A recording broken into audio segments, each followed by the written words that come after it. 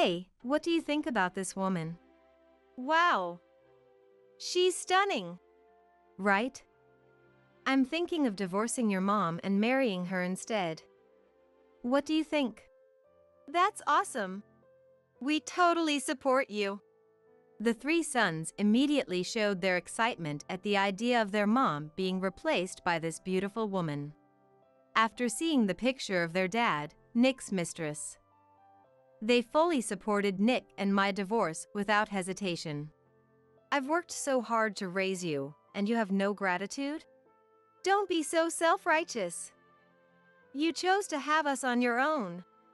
We're tired of your boring meals. You should just hire a housekeeper for the cleaning and laundry.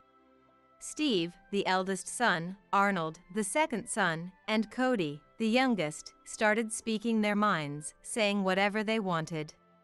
It was clear that not only Nick, but also the boys no longer saw any value in me. There was no sign of appreciation for what I had done. Realizing that I was no longer needed by this family, I decided to leave the house without hesitation. A year after the divorce, I happened to run into Nick and the boys. They were stunned when they saw me. How on earth can a woman who works from home live such a luxurious life?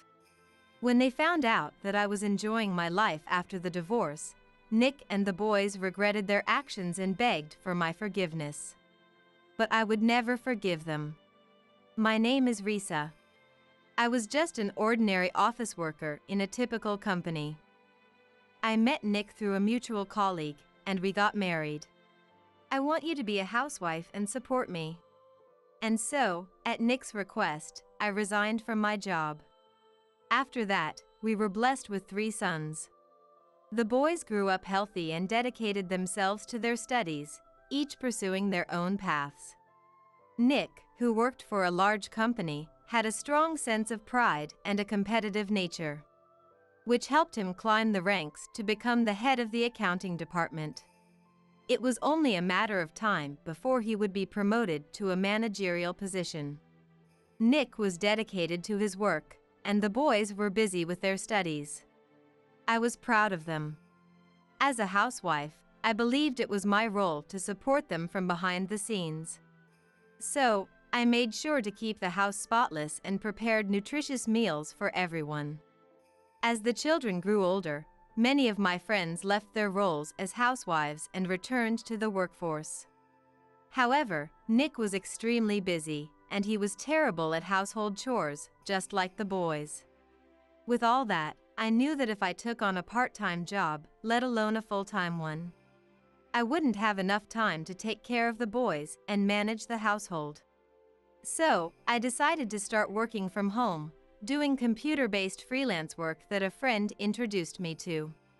Working from home meant I didn't have to commute, and I had the flexibility to manage my time. Although the income was modest, I didn't mind because I enjoyed keeping my hands busy. Are you still doing that pathetic work from home job? How boring you are. My laptop was spread out on the table in the living room. As I was working on another task for just 10 cents, Nick looked at it and laughed mockingly. Sure, it takes time, and it doesn't make much money, but it's actually pretty fun once you get into it. Well, it suits you perfectly. But not for me, that's for sure. Is she really doing that lame work-from-home thing again? How much do you make for each task? Steve chimed in, echoing Nick's disdainful tone as he walked into the room. Don't say that. It's just 10 cents per task, but if you do enough, it adds up. 10 cents? You can't buy anything with that. This is a total waste of time. Leave me alone. I'm not bothering you, am I? And this still helps with the household expenses. Nick mocking me was nothing new, but recently, the 3 boys had started to join in, looking down on me just like their father. My sons were high school and junior high school students. Maybe it was just that awkward age when mothers become annoying to their kids. I kept telling myself their attitudes would mellow out with time, but still, their words hurt me daily. Dinner's ready, everyone. That evening, like always, I prepared dinner, set the table, and called the family. They all reluctantly gathered in the dining room. As soon as they saw what was served, the boys started to complain. Ugh! What is this? Vegetables were on sale again. They're delicious. Just vegetables? This is so depressing. We're growing teenagers. We need more meat. What are you talking about? I carefully planned this meal with a balanced diet in mind, so stop complaining.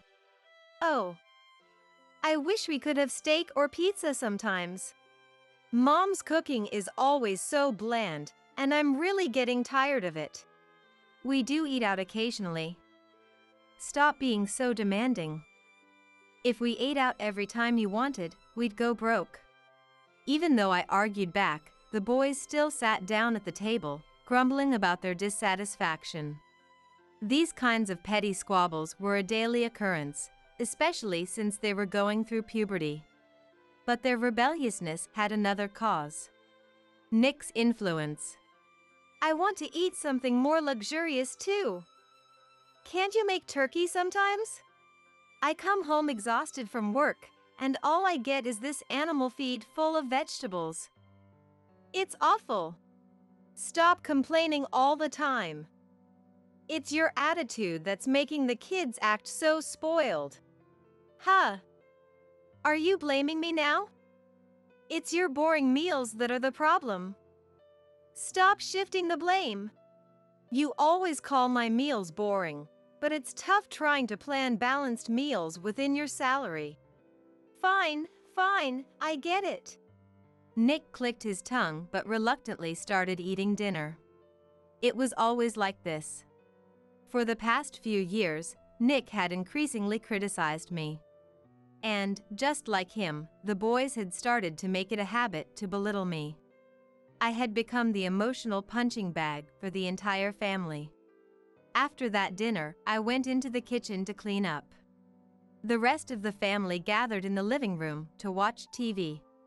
Despite their constant complaints, none of them ever offered to help with the housework. Wow. She's so cute. How do idols always have such clear skin? Well, it's because they're young. A far cry from someone we know, Nick said, glancing in my direction, with that same mocking smirk on his face. It's not just about youth. Look, this actress is the same age as Mom, but she's gorgeous. The world's unfair, isn't it? There are guys who get to marry such beautiful actresses. Yeah, compared to her mom. Mom has completely given up on being a woman. Her cooking is plain, her face is plain, and she doesn't even wear makeup. She's just done. We really have it tough, don't we? No doubt about it. They all burst into laughter. What an awful atmosphere. I'd been feeling this way more and more lately. I had to listen to conversations like this every day. Sometimes I tried to argue back, but with 4 against 1, there was no way I could win. So, I just endured it silently, but living like this was piling up the stress. Nick used to be so kind. And my sons, too, they used to say, "Mom, I love you." But now, tears welled up in my eyes as I remembered the kind family they once were. Now, there wasn't a single person in this house who was on my side. And then one day, something happened that would mark the end of this miserable family life. Why are your clothes just thrown around like this? How can you be so sloppy? While Nick was taking a shower after coming home from work, I picked up the clothes he had carelessly discarded in the bathroom. Nick had always been a messy person, leaving his clothes scattered everywhere. If I didn't pick them up, the house would quickly become a mess. So, it had become my routine to clean up after him. I picked up the shirt that was lying on the floor. As I picked up the shirt, I noticed something strange. What's that smell? It wasn't detergent or body odor. It was an unpleasant scent. It was the smell of a woman's perfume. A strong fragrance was wafting from the clothes Nick had just taken off. Wondering what this could mean, I examined the shirt closely and found lipstick smudged on the collar. Could this really be an affair?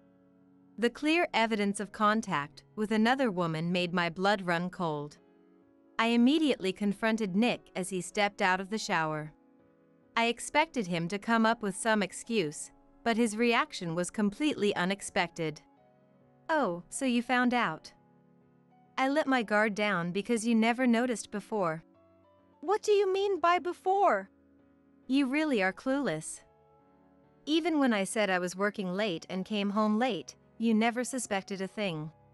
It made it easy for me to cheat whenever I wanted. In recent years, Nick had often said, "Work is busy." And his overtime and weekend work had increased. But it was all lies. He shamelessly admitted that he had been meeting with his mistress instead. "The kids are grown now, so I don't need to be with you anymore. I'm sick of looking at your plain face every day. Hey, boys. Come here for a minute, I need to talk to you." Nick called out to our sons in their rooms. Wondering what was going on, the three of them came out. Nick pulled out his mobile phone and showed them the screen. "So, what do you think of this woman?" "Whoa! She's gorgeous." "Right? I'm thinking of divorcing your mom and marrying her instead." What do you think?" "Huh?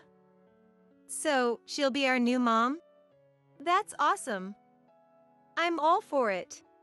The boys eagerly grabbed at the phone, staring at the screen. "Dad, you have to remarry. If she's our mom, I'll be a good boy. We're not against it at all. Let's swap moms." Well. I'm glad you all like her. Guess what? She's a current model." "Really? No wonder she's so pretty. She's nothing like Mom." "Yes. We're getting a new mom. How can you say that?" I was speechless at my son's heartless reactions. Normally, wouldn't they beg us not to divorce? But all three of them were completely ignoring my feelings, excitedly praising Nick's new wife-to-be. "How could you say that? I've done my best to raise you all these years. Don't you have any gratitude?" "Gratitude? You were the one who decided to have us." "Yeah, just because you're our mom doesn't mean you get to act all high and mighty." "Exactly. Compared to this woman, you're so plain and, well, kind of poor-looking. We don't really need you around." My sons began voicing their complaints, saying things like, "We're sick of your boring meals. We could just hire a housekeeper to do the laundry and cleaning." There wasn't a trace of gratitude in their words. "All right. I understand how you feel. You're saying I'm not needed in this house anymore. Finally, you're getting it. That's exactly what we're saying. Now, let's get divorced." With the support of our sons, Nick was beaming with satisfaction. How could I not be angry after hearing all this? "Fine. I'll leave this house. Enjoy your new mother. Goodbye. You don't have to tell me twice. I'm sure you'll struggle, but good luck." None of them tried to stop me, and they all wore smug smiles. Having had enough of this family, I immediately packed my things and left the house. Soon after, I sent the divorce papers through a lawyer, and Nick and I finalized our divorce quickly. Nick got custody of the children, and we offset child support with any alimony. "You're just a housewife with only an income from working at home. Too bad you won't get any money." Nick looked down on me with a triumphant attitude, but I didn't care about the money. All I wanted was to get the divorce finalized as quickly as possible. The emotional pain of being betrayed by my entire family would not heal easily. So I wanted to start a new life in a new place as soon as possible and forget about the past. With that in mind, I immediately started looking for a new home. A year has passed since then. After finishing my shopping, I parked my car in the garage as usual. Suddenly, several men appeared in front of me. They looked disheveled and somewhat shabby. It took me a moment to recognize them, but when I looked closer, I realized it was my ex-husband Nick and my 3 sons. "What do you want? What are you doing here?" We were supposed to have completely severed ties after the divorce. I had a bad feeling about this. "Mom, please help us." Steve rushed over to me, almost in tears, clinging to me desperately. They began explaining how they had found my house. A few days ago, they had spotted me while I was shopping in town and decided to follow me. Normally, you wouldn't follow a mother you had abandoned. But they had a reason for wanting to follow me. "How can someone like you, who only does remote work, afford to shop at such an upscale store?" Nick, still in disbelief, demanded answers in a harsh tone. Judging by their appearance, it was clear they didn't have any money. Meanwhile, I now owned a company and lived in a luxurious neighborhood known in this area.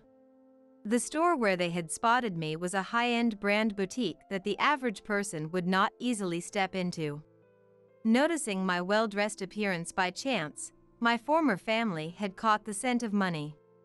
"How can you, who only worked from home, afford to live in a house like this? Are you some rich man's mistress or something?" I was taken aback by Nick's sudden appearance and accusatory tone. Even after the divorce, he still wanted to belittle me, but I certainly hadn't become wealthy by relying on someone else, as Nick suggested. I had kept it a secret from the family, but I actually had a substantial fortune. Before getting married, when I was working as an office employee, I had started investing with my retirement money. Now, that investment had grown to a value of $5 million, allowing me to live comfortably without having to work. "If that's the case, then you didn't need to do remote work at all," Nick shouted when I confessed this to him. "The profits I made from my investments are my personal assets. And besides, I enjoyed doing remote work. I knew if I told you and the boys about the money, you'd all just become dependent on me. So there's no reason for you to blame me for keeping it a secret." Nick was right. I didn't need to do remote work at all. But I had started it to have something to talk about with my mom friends, who were also doing remote work. And I continued it as a hobby because I enjoyed the meticulous tasks, even if it didn't bring in much money. Remote work was actually a lot of fun. Oh, and after we separated, I threw myself into real estate investments to keep myself busy. My assets just kept growing, and now I'm struggling with tax issues." Nick and even my sons couldn't hide their shock at my words.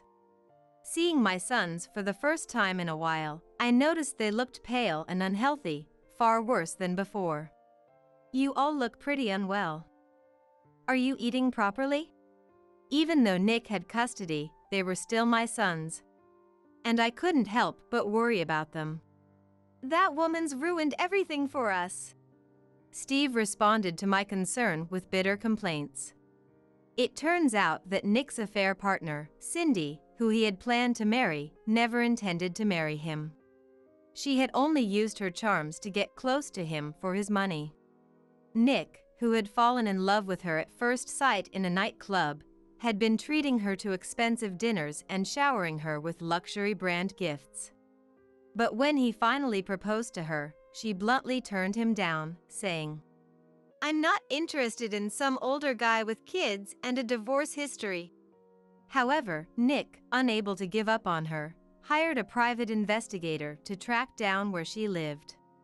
It turned out she was actually married and was also involved with another man. "That woman deceived me. She said she was single, but I never imagined she was married. She tricked me." Nick seemed deeply frustrated at having been fooled. But this was the same man who had abandoned me in the first place. Mom, we've realized how much we need you since living apart. Yeah, without you, the house is filthy, and we're sick of eating nothing but store-bought meals. Please, come back and help us. My sons began tearfully pleading with me to return home. All right. I let out a sigh, and, overwhelmed by their persistence, I told them I would come back. They all cheered gleefully, shouting, Yay! However, deep down, I was utterly exasperated by their selfishness. When I visited what was once my home, the inside was filled with discarded clothes and accumulated garbage, producing a foul odor. Since I left, no one had been doing any housework, leading to constant complaints from the neighbors. Why are there 4 grown men in this house, yet no one cleans up? What? Housework is a woman's job, isn't it? Why should a man have to do it? Now that you're back, things will go back to normal, right? Oh, thank goodness. I was getting sick of living in such a filthy house. Their selfish attitudes made me realize that I had failed in raising my children. Influenced by Nick, my sons had grown into men who couldn't do anything for themselves but were full of complaints. If Mom's rich, then we can say goodbye to living in poverty, right? Living in poverty? But Dad has an income, doesn't he? Well, according to my sons, Nick had spent most of his income on his affair partner. Although they should have had some savings, those had quickly run out. And they were now in a situation where they couldn't afford to pay for the 3 boys' education. Steve and Arnold had dropped out of high school, and Cody had even given up on going to high school altogether.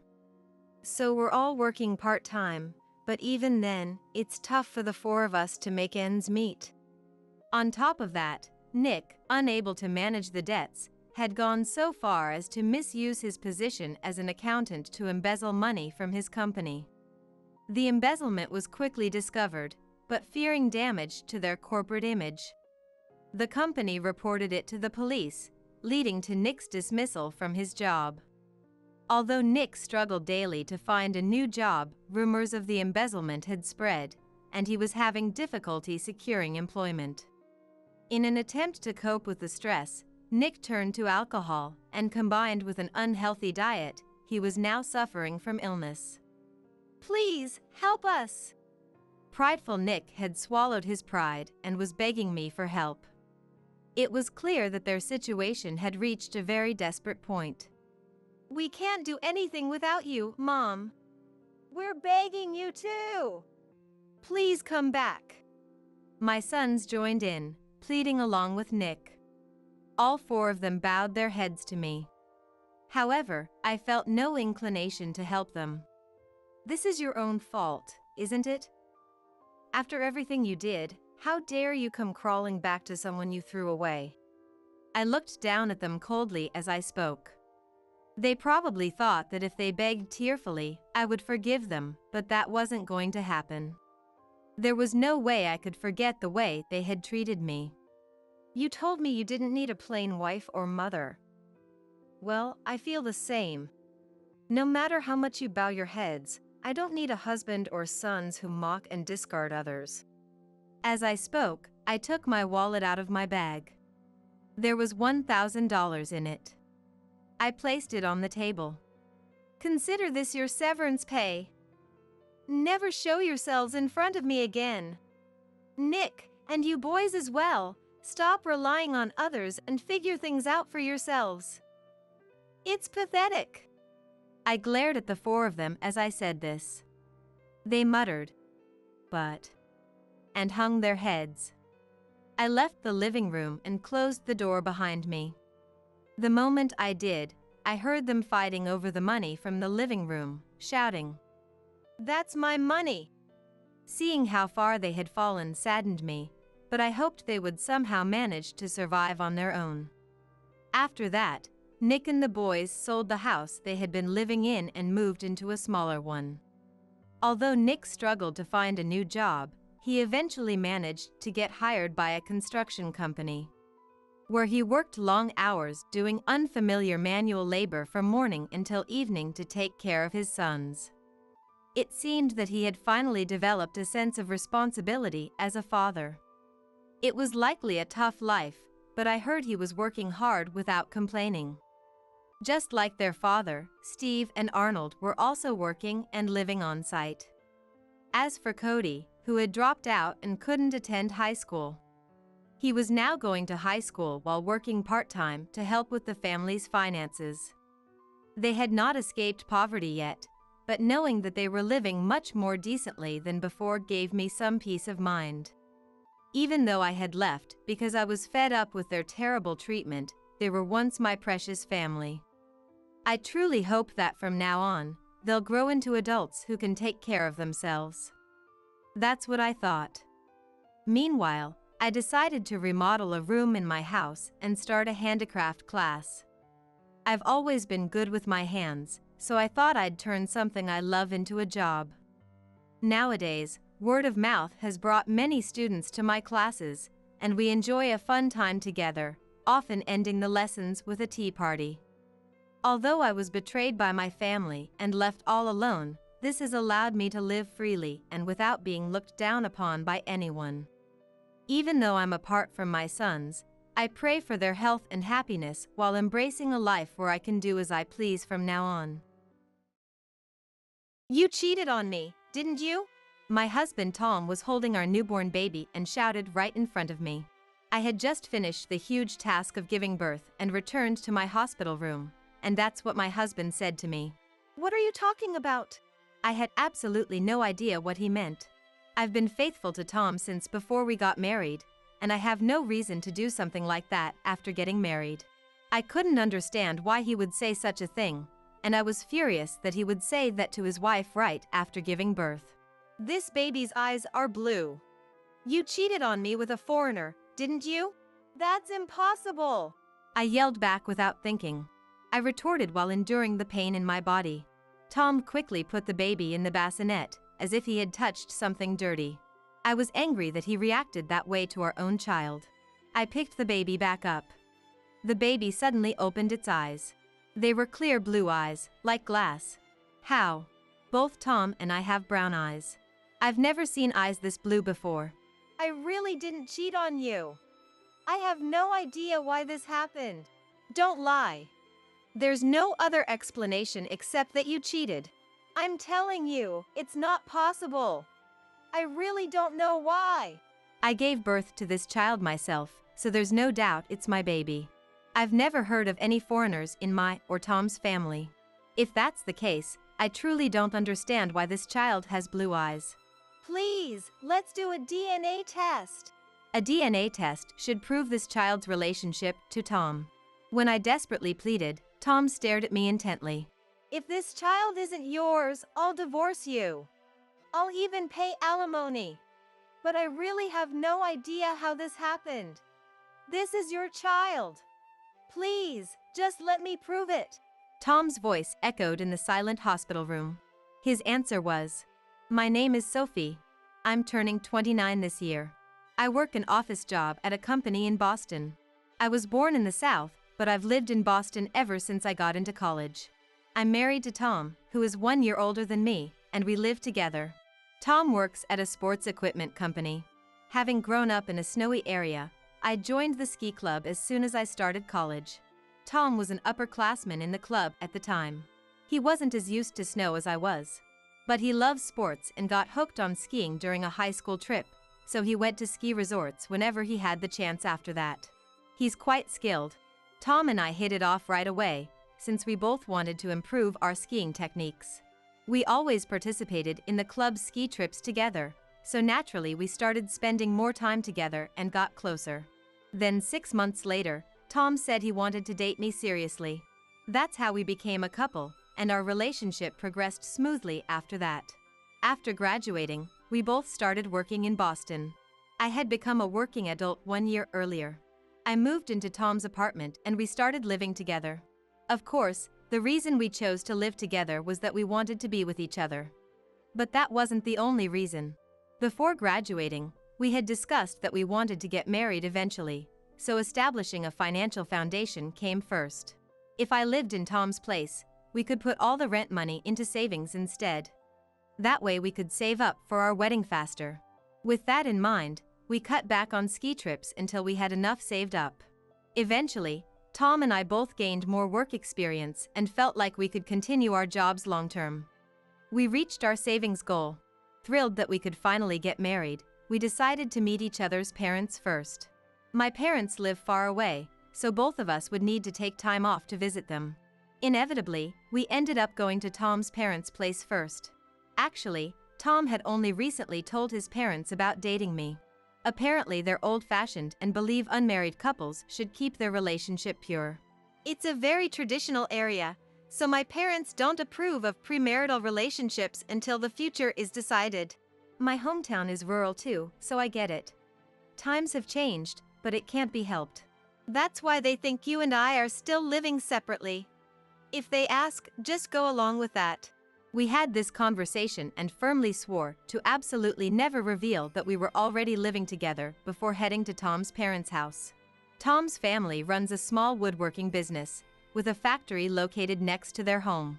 The factory was originally started by Tom's grandfather, and his father-in-law Dylan is now the second-generation owner. They employ a handful of skilled craftsmen who create custom furniture and interior decor pieces using locally sourced wood. Although it's a small operation, they have long-standing business relationships with companies dating back to Tom's grandfather's days, so while it's not an easy business, they seem to be doing relatively well compared to others in the same trade. When I was a kid, Dad always told me, "Tom, you're going to take over as the boss one day, so start learning the ropes now." I was constantly made to help out at the factory. So when I decided to go to college, Dad wasn't happy about it.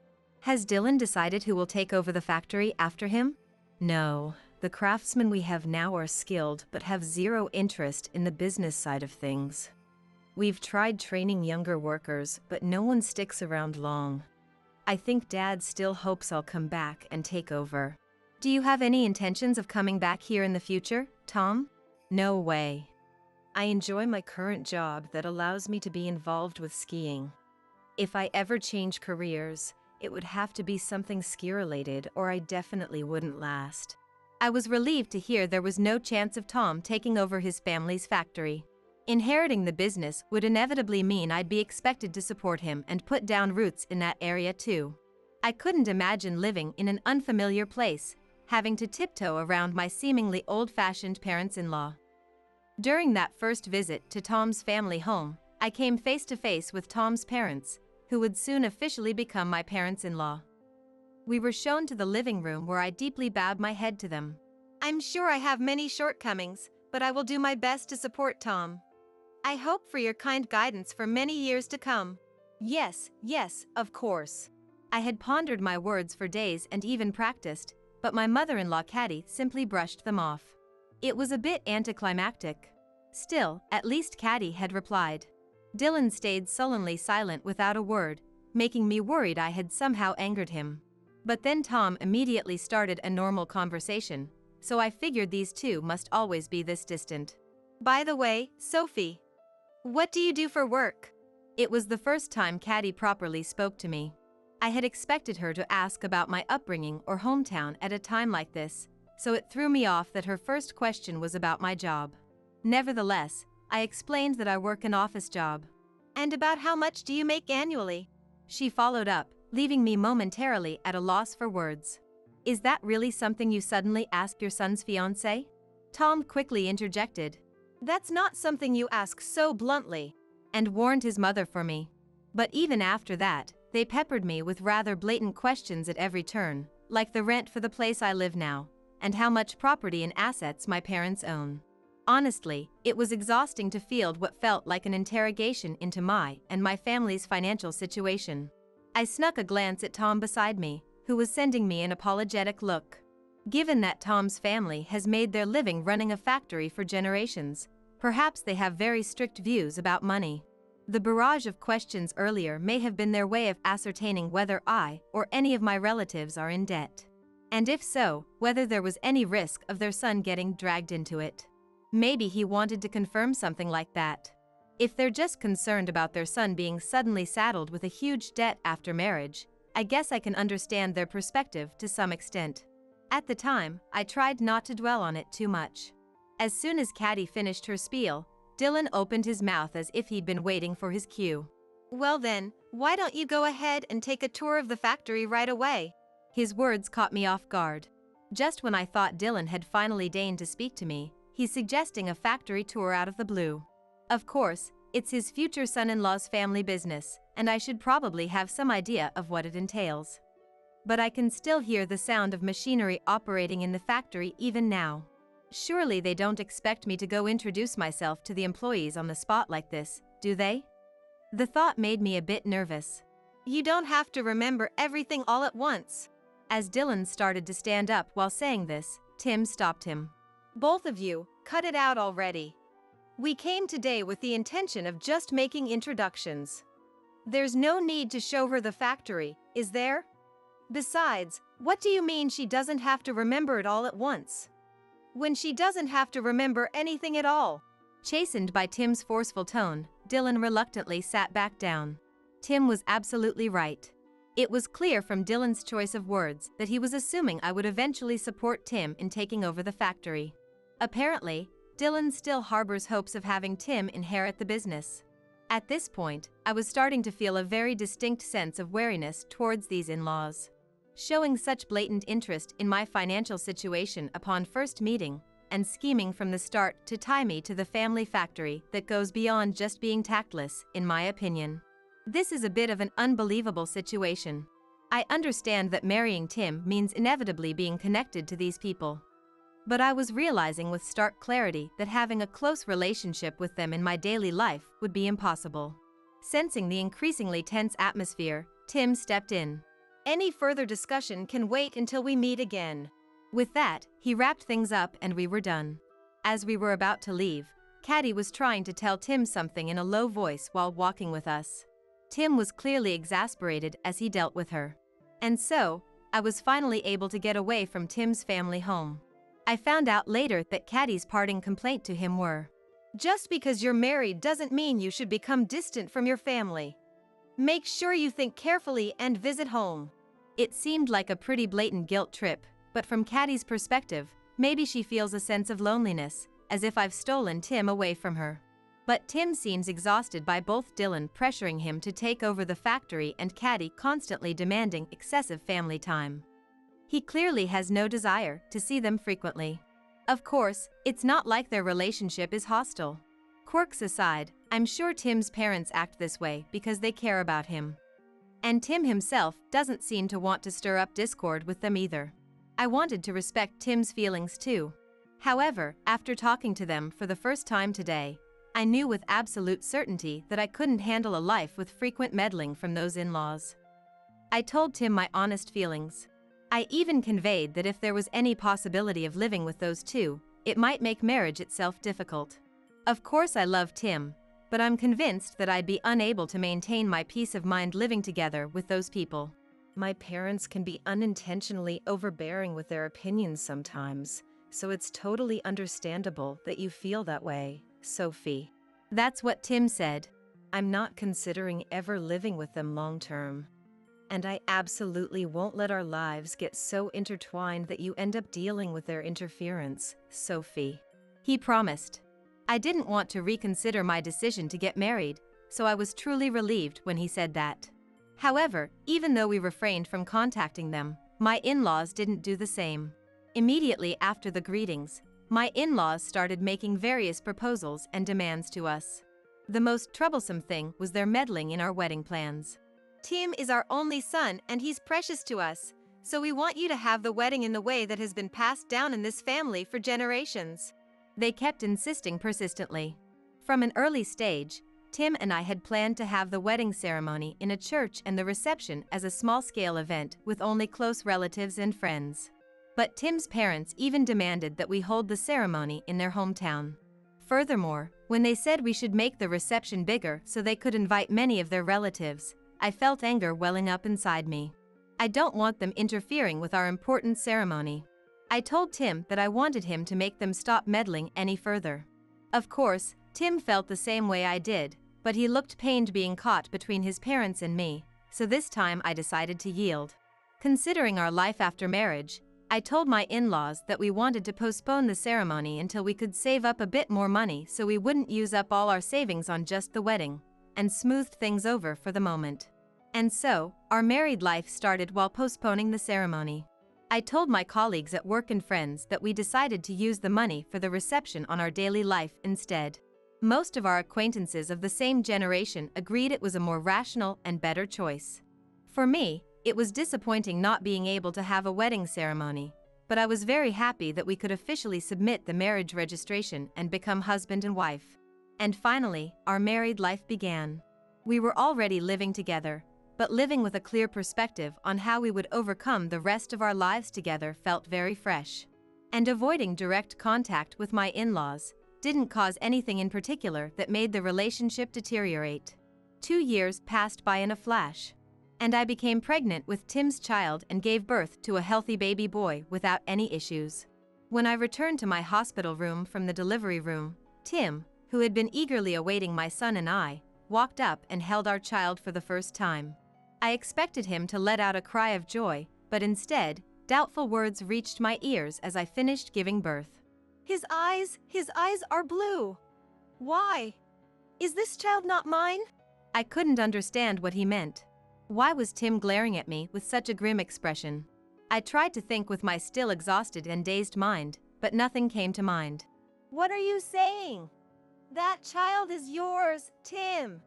What's wrong with his eyes? Look for yourself. His eyes are blue. Those aren't the eyes of our family. Since you undoubtedly gave birth to him, doesn't that mean he has a blue-eyed foreigner for a father? Are you saying I cheated on you? I absolutely never did such a thing. Then why are his eyes blue? Both of us have brown eyes. I've never heard of a blue-eyed child being born between two brown-eyed people. I tried to say something in return, but a nurse who came running in surprise at the commotion intervened, and the situation settled down for the moment. After some time passed, I spoke with Tim again.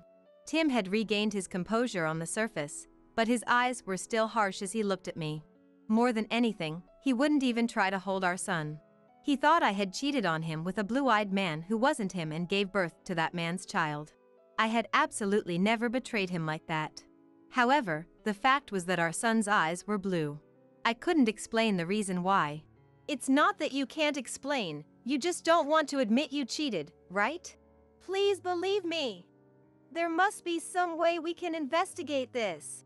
I somehow managed to say that, and just as it occurred to me that we could surely prove it if we had the genes tested, my in-laws burst into the hospital room.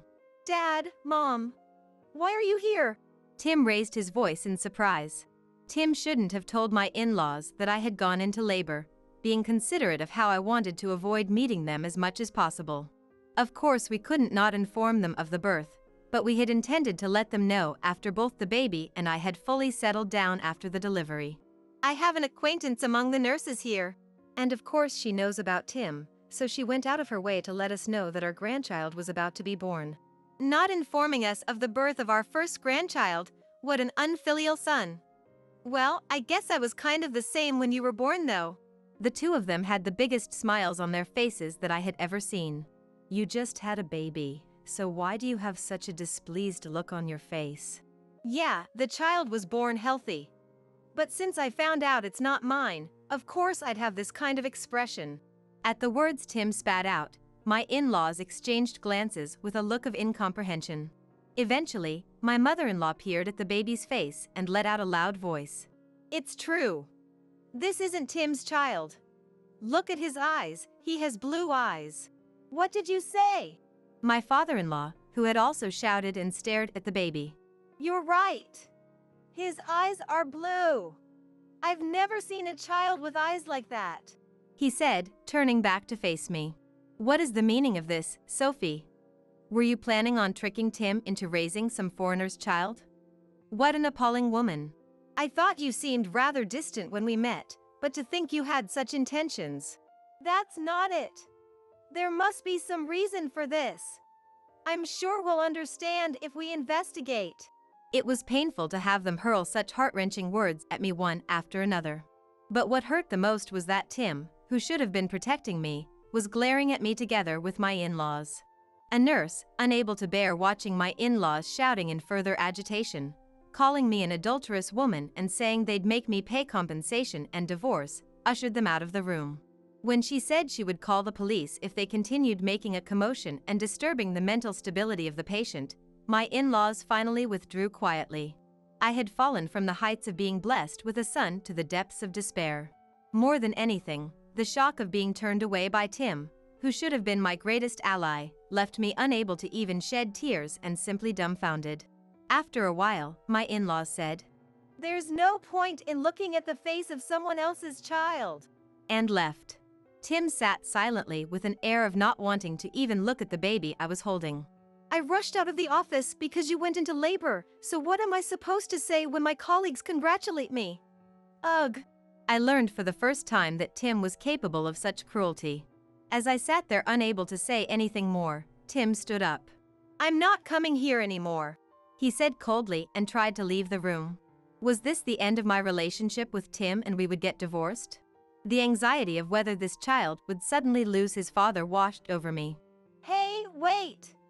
I know it's impossible to just ask you to believe me. So at least, before you end your relationship with me, please listen to one last request from me." Hearing that, Tim reluctantly stopped in his tracks.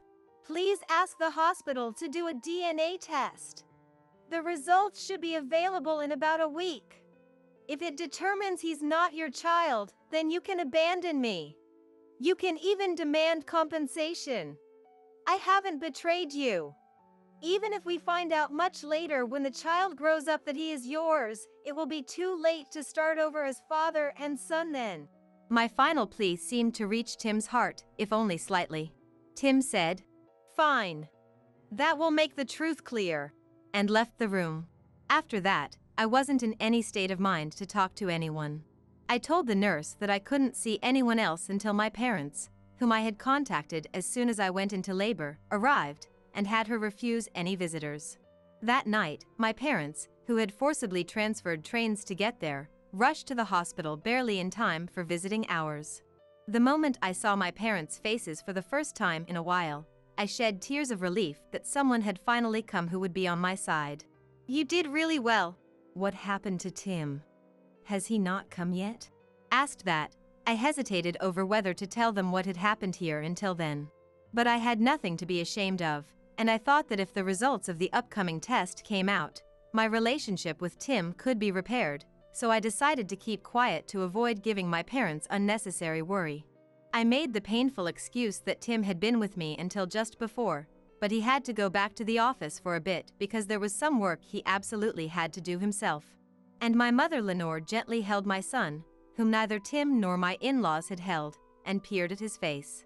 What kind of reaction would Lenore have upon seeing his blue eyes? If she reacted the same way as Tim and the others? Thinking that, I couldn't look at Lenore's face and inadvertently lowered my head.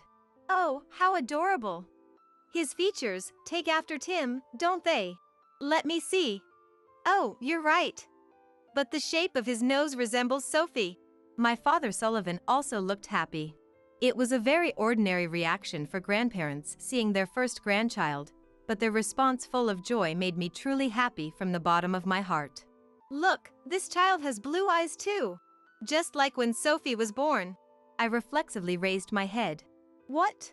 and let out a surprised. My eyes met those of my parents, who were smiling with faces full of affection. My eyes were blue when I was born too. "That's right. Oh, did we never tell you?" It wasn't that uncommon among our relatives. We probably didn't think it was worth mentioning. Wondering what on earth they were talking about, I asked for a more detailed explanation. My mother didn't have particularly detailed knowledge, but apparently my father had heard a more in-depth explanation from a doctor friend of his, so he explained it to me.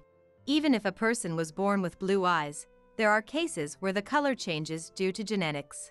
The frequency tends to be higher in the South when looking nationwide, and it's known that the area where I was born has an especially high tendency for that. And it's also apparently quite common for eyes that were blue to gradually approach the level of brown as the child grows. I was a child who fit that exact case. Indeed, I had been told a few times before that my eye color looked lighter. My eye color probably looks a bit lighter than other people's because what were originally blue eyes gradually turned brown. But since this wasn't an unusual story where I'm from, it seems my parents never mentioned it to me after I grew up. However, my mother said she must have told me about it a few times when I was little. If that's true, I may have just let it go in one ear and out the other. But I didn't care about such minor details. Knowing the reason why I had a blue-eyed child and that I could properly explain it to Tim now, the tears I had been holding back started flowing out. My parents, surprised by my sudden crying, held my shoulders in bewilderment. For a while, I just indulged in that sensation and continued crying. During that time, my son stayed cradled in my mother's arms, breathing peacefully in his sleep. Eventually, when my parents heard from me about what had just happened, they became furious. I had never seen my parents display such intense anger before. My parents immediately tried to call Tim, who had gone home earlier, to come back. But since visiting hours were almost over, they said they would meet Tim outside and left the hospital room.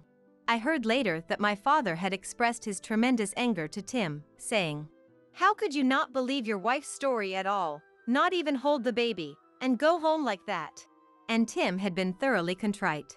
He told Tim about the area where I was born and raised, about the mechanism behind the different eye color. He apparently even sent Tim photos of neighborhood children with blue eyes to show him. And Tim was apparently convinced by that. I was told that if my mother hadn't intervened at the end, my father looked ready to punch Tim. Hearing that Tim had apologized with tears in his eyes, saying he was truly sorry, I felt my intense anger towards him abate slightly. The next day, Tim took an emergency day off work and rushed to my hospital room first thing in the morning to apologize for his words and actions yesterday. "I'm sorry. I had this preconceived notion that if both parents have brown eyes, the child will always be born with brown eyes too.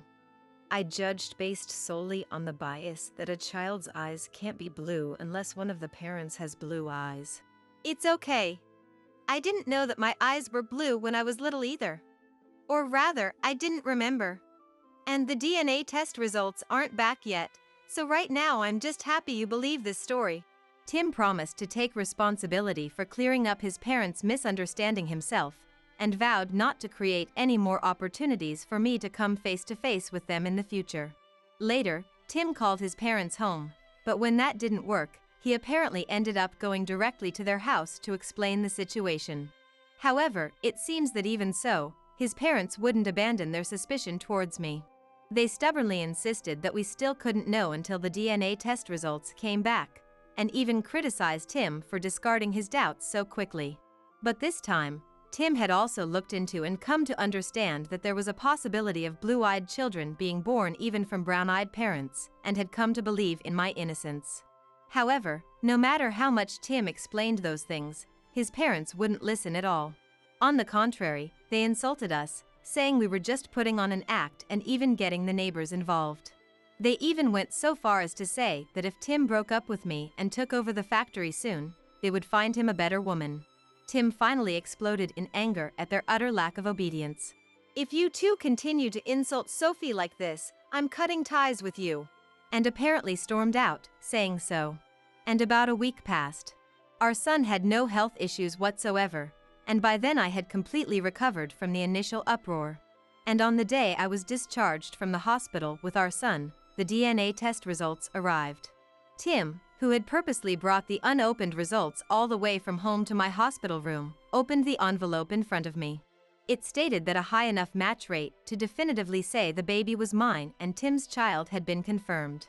Tim stared long and hard at the test results, and finally bowed his head deeply to me and said, "I'm truly sorry." I couldn't completely forgive him with just this apology after he had hurled such verbal abuse at me. But Tim had been convinced until that moment that a child inherits the eye color of either the father or mother. But I had thought the same thing. If the child born looked nothing like one's own at a glance, perhaps one would get flustered like that. Thinking that, I couldn't bring myself to say we should divorce. Tim, who apologized to me many times over, said he would tell his parents about these results and left the house. I didn't want to have any contact with his parents in any form, so I even thought it would be fine not telling them at all. If we leave this misunderstanding as is, my parents might scheme something to make us divorce using this as a reason.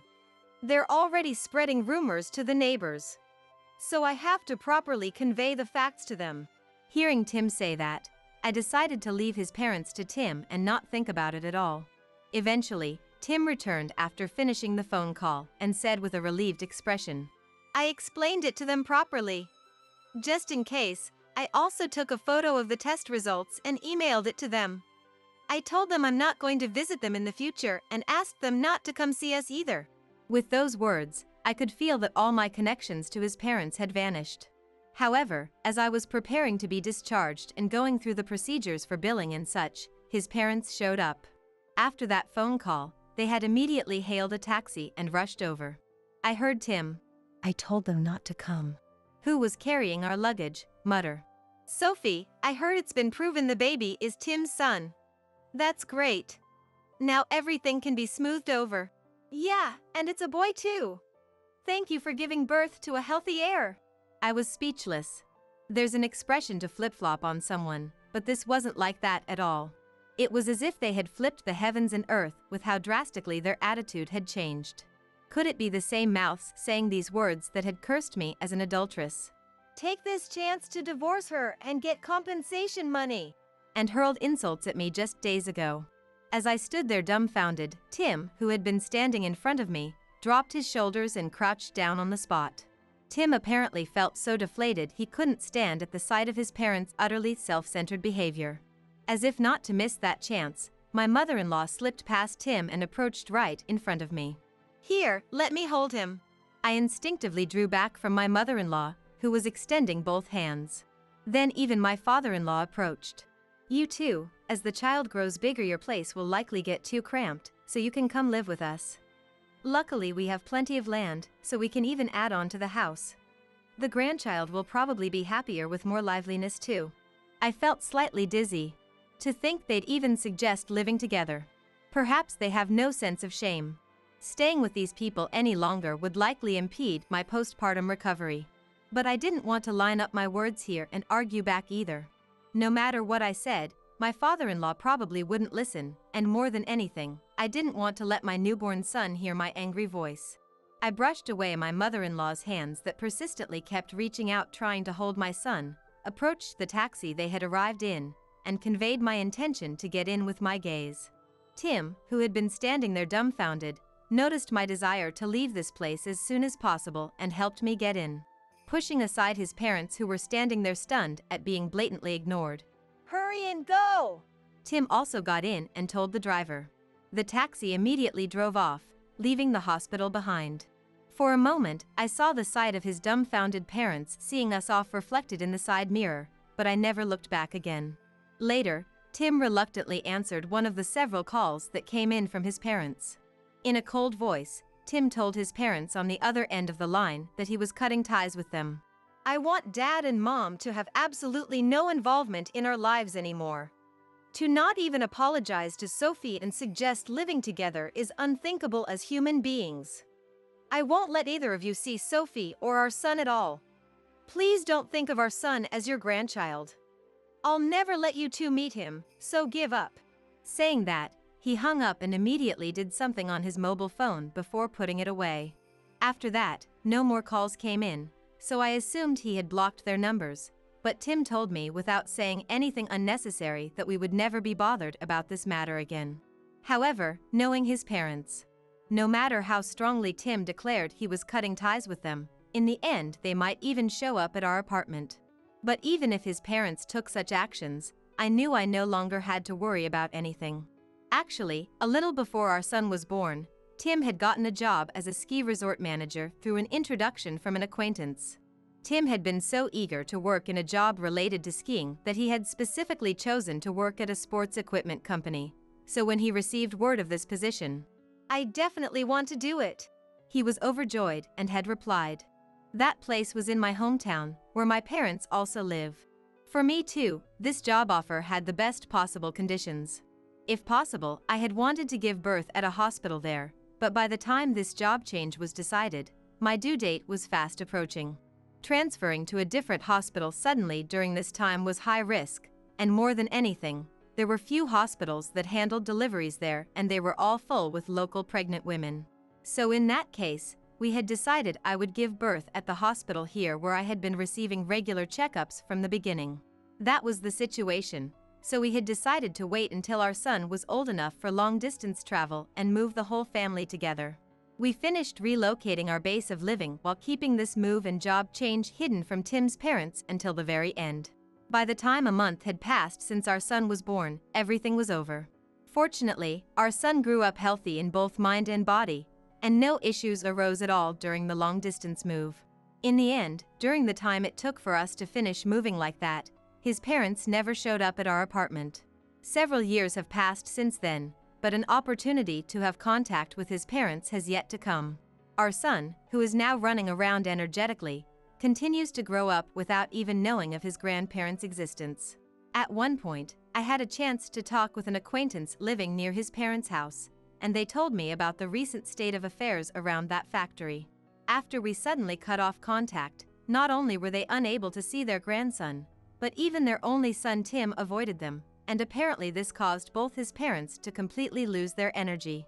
Perhaps because Dylan's vigor had declined, he was unable to turn around the factory's performance that had been on a downward trend, and he apparently decided on his own to shut it down.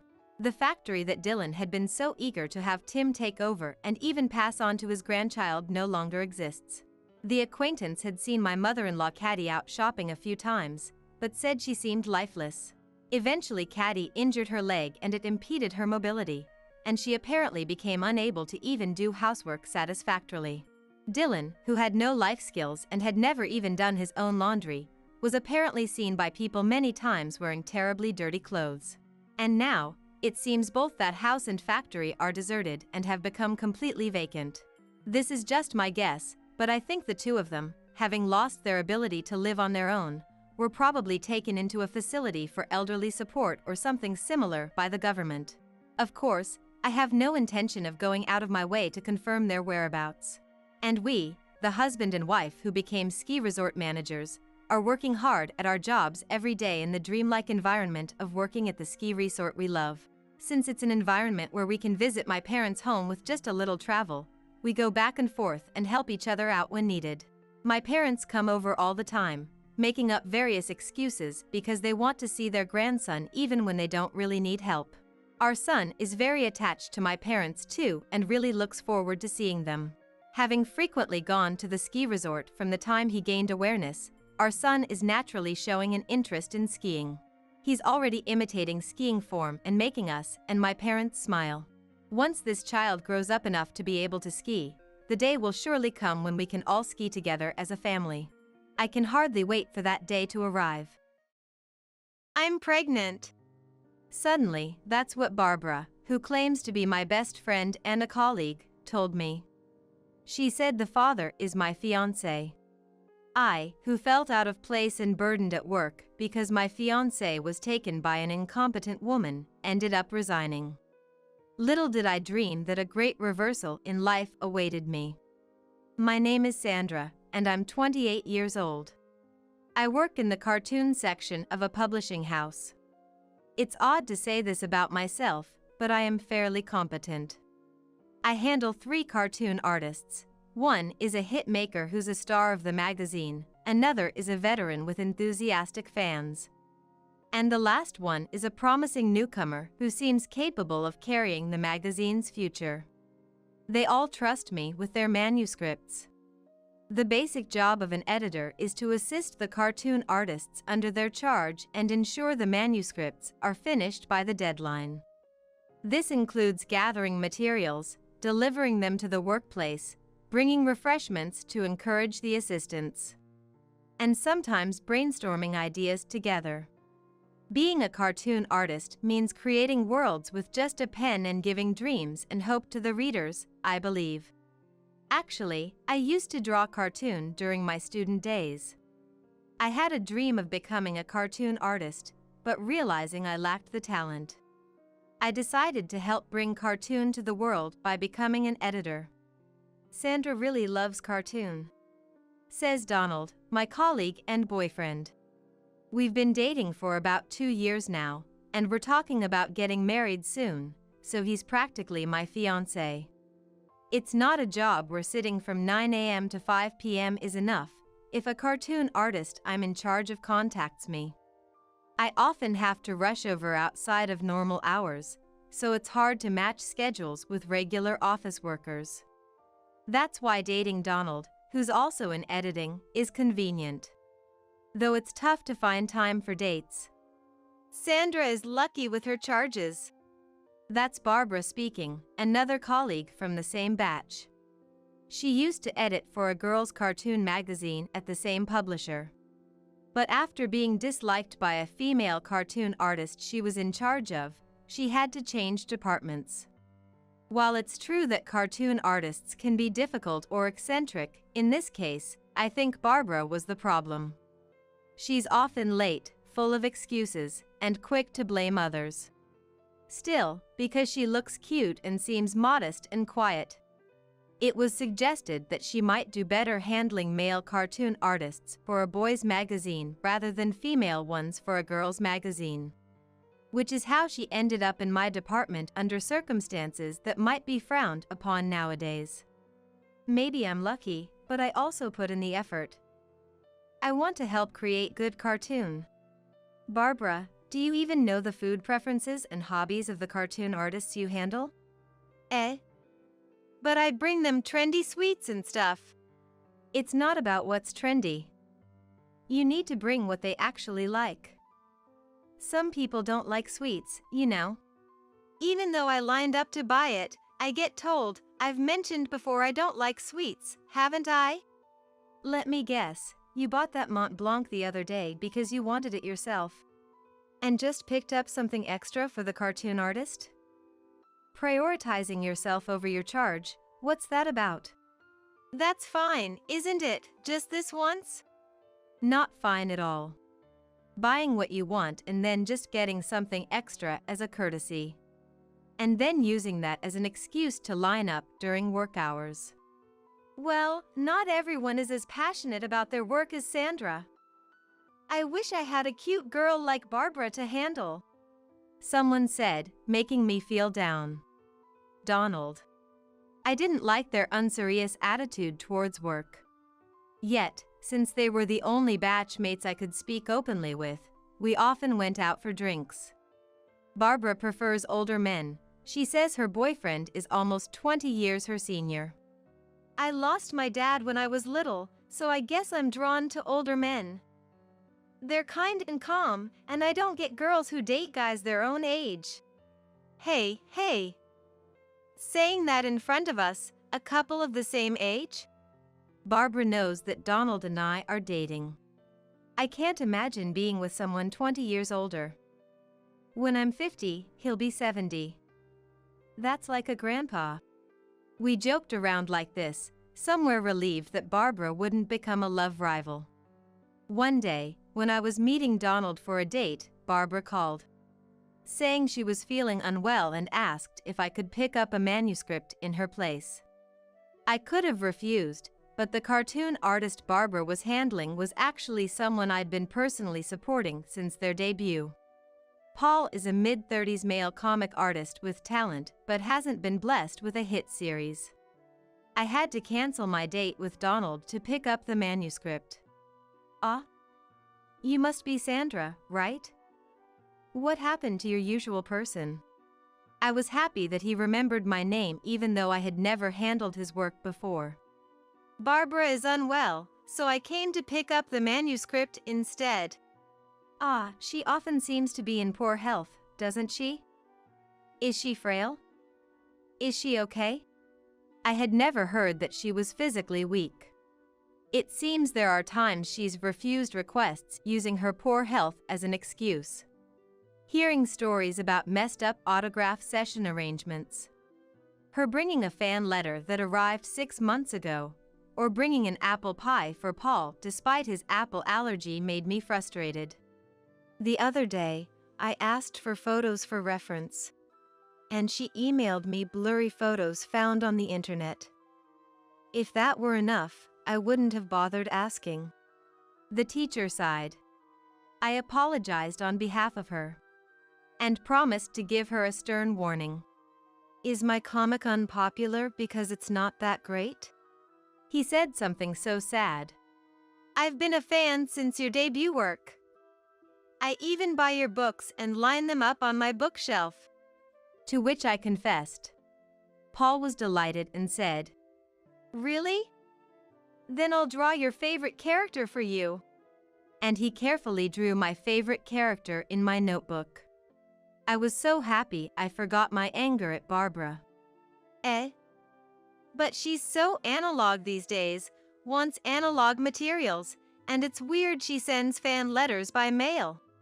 When I firmly scolded her, she didn't reflect but insisted she was not to blame. There are still many people who prefer analog.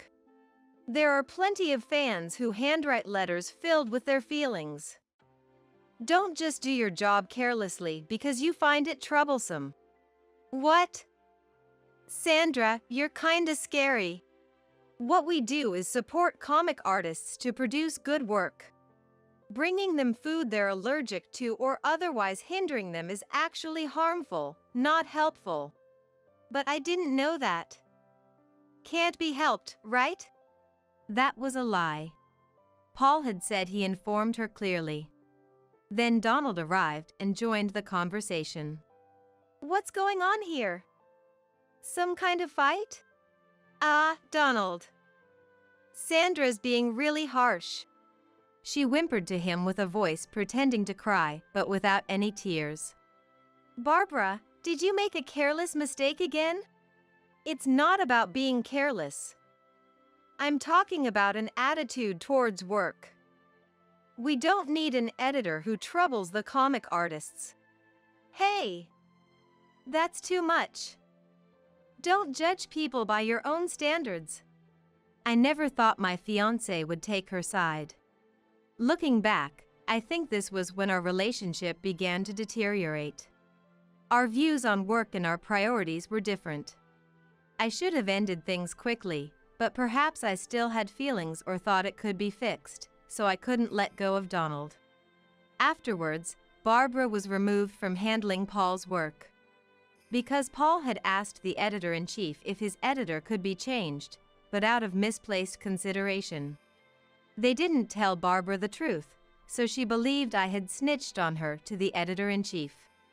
How awful! Snitching to the editor-in-chief. I just warned you.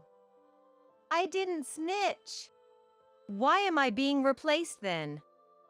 That you're taking over proves it. Indeed. Paul had requested the editor-in-chief for me to take over if possible. While this was very pleasing, it only fueled Barbara's belief that I was responsible for her being replaced. The thought of managing 4 comic artists seemed daunting, so after consulting with the editor-in-chief, we decided to let Barbara handle a hitmaker cartoon artist. This artist works in a production style, with plenty of staff to gather materials and handle events, and never misses a deadline.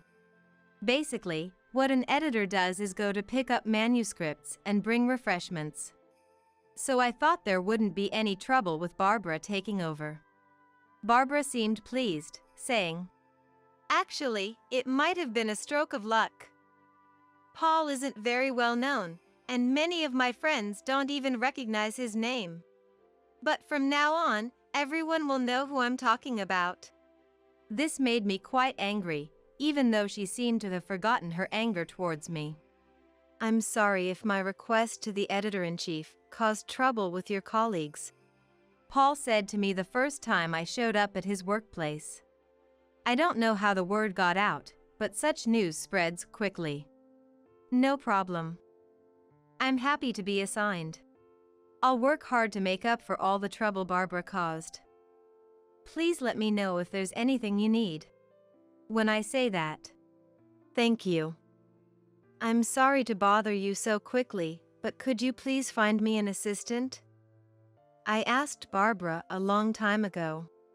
I said, thinking it's unbelievable how little work she did. I arranged for someone who could draw in Paul's style and wouldn't disturb the workplace atmosphere too much. since he is single and meals during work mostly consist of delivery, including for the assistants. I arranged for someone to prepare meals, and I also cooked when I visited. With no manager to handle day-to-day tasks, I took on as many of those duties as I could. It's a huge help. You get perfect materials when I ask, and I've gotten much more time to draw. I was pleased to be appreciated. Originally, Paul's work, while not flashy, had a unique worldview and humor, garnering many passionate fans. I'm one of them, but I think he must have struggled a lot, wanting to spend more time on his art but being bogged down by miscellaneous duties and lacking assistance. Perhaps because he now had more time and mental space. The popularity of his ongoing series began to rise, and I was praised by the editor-in-chief. Then one day, Donald said he wanted to talk and asked me out to dinner. Maybe it was about marriage. Or perhaps a breakup. Either way, I felt it was time to clarify things. However, when I arrived at the restaurant we had arranged, Donald and Barbara were sitting together, side by side, not opposite each other. Feeling something was off, I sat down across from them. "Sandra, I'm pregnant," Barbara said as soon as I took my seat. "Huh? It's Donald's child." What about the older guy you were dating?" "Ugh, we broke up a long time ago." Barbara leaned into Donald, who was sitting beside her. "But I thought you weren't interested in guys your own age." "That was true, but love doesn't need a reason." "Huh?" Then Donald spoke. "I want to start a family with her." "So do it?" "Huh?" "If you want to be a family or whatever, go ahead. If that's all, I'm leaving." As I got up to leave. "Wait. I feel bad about this." "Sorry, Sandra," they both said.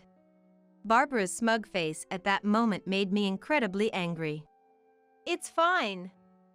You two suit each other," Donald then said with a downcast look. "I got tired of you acting superior just because you're good at your job." I didn't intend to, but that's how he felt. "I wasn't looking down on you. It's just a difference in how we view work. That's why you two are a good match." I left the restaurant with those words. I didn't feel sad. There was frustration, but it was more about losing to Barbara than about losing a fiancé I loved. I should have initiated the breakup sooner. Thinking of Barbara's triumphant face made me feel terrible. It seems she intends to continue working even after getting married.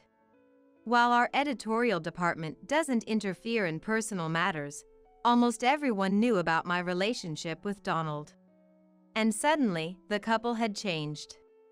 Everyone loves a good scandal, and all sorts of speculation were flying around. I became famously known as the woman whose fiancé was stolen by her supposed best friend. I don't recall ever becoming best friends with Barbara, but she must have been spreading lies about it. "I knew he was my best friend's boyfriend, but I fell in love anyway." I can't help it. She seemed to have cried, casting herself as the tragic heroine. But it wasn't just Barbara. Donald too. Sandra's treatment of Barbara was terrible. Watching that made me drift away from her, and I felt I had to protect her. Apparently, I was the bad guy, the so-called best friend. According to them, I harassed Barbara at work, took away the comic artist she was in charge of, and drove my fiancé away. Though I think those who know my work ethic didn't believe even half of it, I felt uncomfortable nonetheless. And I had to face those two every day. "Sandra, I'll give you an invitation to our wedding. You'll attend as a colleague, won't you?" When Barbara handed me the invitation, I decided to quit. "I won't be your colleague anymore, so I won't attend." With that, I submitted my resignation letter to Charles, the editor-in-chief. Charles tried to persuade me to stay, suggesting we talk in a private room. I love this job and I adore the comic artists I work with. But it's too painful to continue working here under these circumstances. Then Charles said to me, "Honestly, it's more of a problem if you quit than if those two do. Would you reconsider?" Obviously, those two weren't highly regarded. Thank you for your kind words, but I need some time to relax my mind and body. I refused, and proceeded to inform the comic artists I was handling about my resignation, bringing them refreshments. They were all sorry to see me go, and some even said they wanted to work with me again if I switched to another publisher after their current series ended. Paul, thinking he was the reason for my resignation, apologized more than was necessary, making me feel guilty. I was also delighted to work with you, Paul. It's a real shame. I genuinely felt that way, wishing I could have helped more as his popularity was on the rise. Then, Paul said, If you haven't decided on your next job yet, would you consider, if you're okay with it, doing something like being my manager?" "What?" "Since you took over, it's been much easier to work, and I've gotten used to it. I think I can't manage without you. I can pay you the same amount you're earning now." "Ah, but if you were earning a lot, maybe I can't afford it." His proposal was hesitant but heartfelt. And since he was a comic artist I greatly admired. "I'd be delighted. If you're okay with me, I'd love to help out." And so, I became his manager. My salary turned out to be much less than Paul had feared, so there was no issue. Paul might seem laid back, but he never compromises on his cartoon. Working together, his love for cartoon and his own creations became even more apparent, and I grew to like him even more. The person who took over my role was a male colleague I had helped when I was new, surprised to learn I had become a manager. He mentioned understanding why Paul's work had been going so well lately. He said he wouldn't say anything, but eventually, my former company would find out I was working with Paul. I knew that, it's a small industry, but I didn't mind. My only concern was to continue creating great work with Paul. One day, he said excitedly, "Hey, Sandra. Recently, the female characters in my cartoon have been gaining popularity. It's thanks to you. You gave me a lot of advice." I had thought his male characters were fantastic, but his females lacked a bit of flair.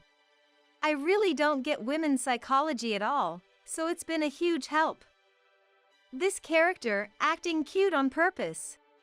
I thought she was annoying, but it's fun to draw her, and she's surprisingly popular.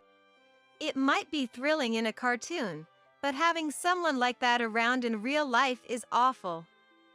That character, Barbara, was the model for her, right?" I said, and Paul. Really? I see her, huh?" Laughed like a child. "This girl character is based on Sandra, right?" "No, not at all. I'm not that cool. She's more like an ideal woman." "Really? I've always thought this character resembles you and is wonderful. That's why I put a lot of effort into drawing her." I was happy to know he saw me that way, and it felt almost like a confession. "Does that mean you think I'm wonderful?" Did I say something like that?" "Oh, I did. Sorry, that's creepy, isn't it?" He apologized, looking downcast, which I found endearing. "Not at all. I love your cartoon, but I also admire and love everything about your work ethic and you." Paul might look geeky, but to me, he was infinitely more wonderful than Donald ever was. Book sales were booming, and an anime adaptation had been decided. The media coverage and interviews increased. As a manager, these were happy problems to have. I had almost forgotten about Donald and Barbara, but I had business at the editorial office. "Right, those two got married." Thinking this, I went to the editorial office and saw Barbara, noticeably pregnant. Ah, long time no see. I greeted her cheerily, but she just glanced at me and walked away. After handing over some legal documents to the editor-in-chief and being invited, we moved to the cafe. It's been tough since he left. The editor-in-chief sighed. The hitmaker comic artist Barbara was handling got furious. What? The one who's supposed to be stable no matter who handles him? I was surprised. It turns out she upset him by asking, "Why don't you switch to digital drawing? Everyone's doing it these days." Regarding the few tasks she had, like picking up manuscripts and bringing refreshments. I've apologized many times, and now I'm handling him. Barbara is sorting documents, but even that's not going well. But you can't fire someone just because they're incompetent at their job. She's all set to take maternity leave and parental leave. Charles sighed again. Donald's reputation isn't great either. I had him take over the veteran comic artists you were managing, but everyone compares him to you, saying he's not as considerate or fast. I keep getting complaints, he said, looking dejected. I felt sorry for him, but there was nothing I could do. I was relieved to hear that the newcomers were being handled by capable people. On my way out, I passed by the document room and saw the two of them talking, obviously not working. Not working after all. Donald noticed me. Long time no see. You're doing well, aren't you? And said with a defeated look. Yes, I am. With the anime and possibly a game adaptation, it's busy but fulfilling. I smiled, and he clicked his tongue. I couldn't believe I was once engaged to such a man. Oh, by the way, I'm getting married to Paul. I'll be supporting him as a manager and a partner from now on. No way. He's been making a lot of money recently. Barbara reacted to that, which was disappointing. Neither of them had a word of congratulations to offer. To top it off, "It's unfair that you got to manage him after me," she complained nonsensically. So, I decided to tell a lie. "Yeah. We're planning a grand wedding and honeymoon around the world. And we're thinking of buying a high-rise condominium for our new home." I showed them a ring with a large gemstone. The ring was the only truth, the rest was made up on the spot. Though it wasn't impossible to make it happen. Seeing Barbara's deeply frustrated face was satisfying. "Paul's just a geeky guy, right?" Donald said, trying to save face. "He really is a petty man." "He's a talented and wonderful person, worth dozens of you." "That's the truth." "Well then, I wish you both happiness," I said and walked away, hearing them argue behind me. Afterward, Barbara was apparently sued by the wife of the older man she used to date, demanding compensation. It seemed he wasn't single after all. Donald was saying the baby might not be his, but it's uncertain until the birth. They were already looked down upon for their lack of competence and motivation. And with this scandal becoming known, I wondered if even they would find it hard to stay at the company. But considering their shamelessness, it's hard to say. Either way, I can't imagine a bright and joyful future awaiting them. A lavish wedding, a reception, a trip around the world, and a high-rise condominium, huh? Shall we make it all happen? Paul said, laughing after hearing my story. You're not one for showy public displays, right? The idea of traveling the world is tempting, but it would mean taking a long break from the series, and I don't want to disappoint the readers. I don't care where we live. All right. Then, once this series ends, let's take a super long vacation and travel the world. Let's. And we'll take lots of photos for reference. You really are the ideal editor. But from now on, it's okay to be a more selfish wife. Paul says. Just imagining the world with cartoon makes me happy, but becoming any happier might just ruin me. It's like a miracle. Ah, wait. It's dirty, let me clean it up for you. Huh? As soon as I turned around at the incomprehensible words, I felt a cold shock on my face and crumbled to the ground. The stain on my moss green party dress slowly spread. What's this? Water and flowers? Looking up, my sister-in-law Isabella, adorned in a beautiful dress, was holding a vase that had been on the table. Water was dripping from the vase. A dirty woman is clean now. Isabella said this with a truly joyful look, sporting an ugly, mean smile. My name is Heather, 35 years old. I work as a housewife and in caregiving. My husband Kyle, who is the same age as me, was a high school classmate again at a high school reunion. Starting from friendship, his confession led us to dating and smoothly to marriage. Although we don't have children, we live a happy life. However, the relationship with my in-laws' house could not be said to be good. For some reason, Isabella, my sister-in-law who is 6 years younger than me, has been hostile towards me since the beginning of our marriage. Could you not touch various things with hands that have changed drool-covered elders' diapers? It's unclean. Doing a job smeared in filth, earning less than half of what I make. Seems like the bill has come due for not studying properly. I've been told things like this too many times since getting married. It's true that caregiving involves dealing with filth and is hard for the pay. But there is fulfillment, and there are joys in interacting with the people and their families using the facility.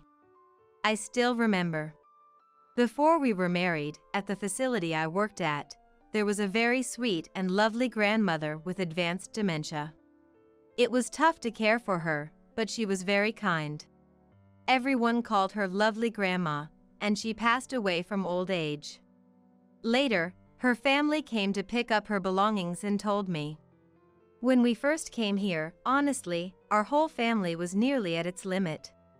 My grandmother, who had always been loving towards me, had forgotten even me, and needed care. But, being taken care of here gave us all breathing space, and we were able to cherish Mom like before.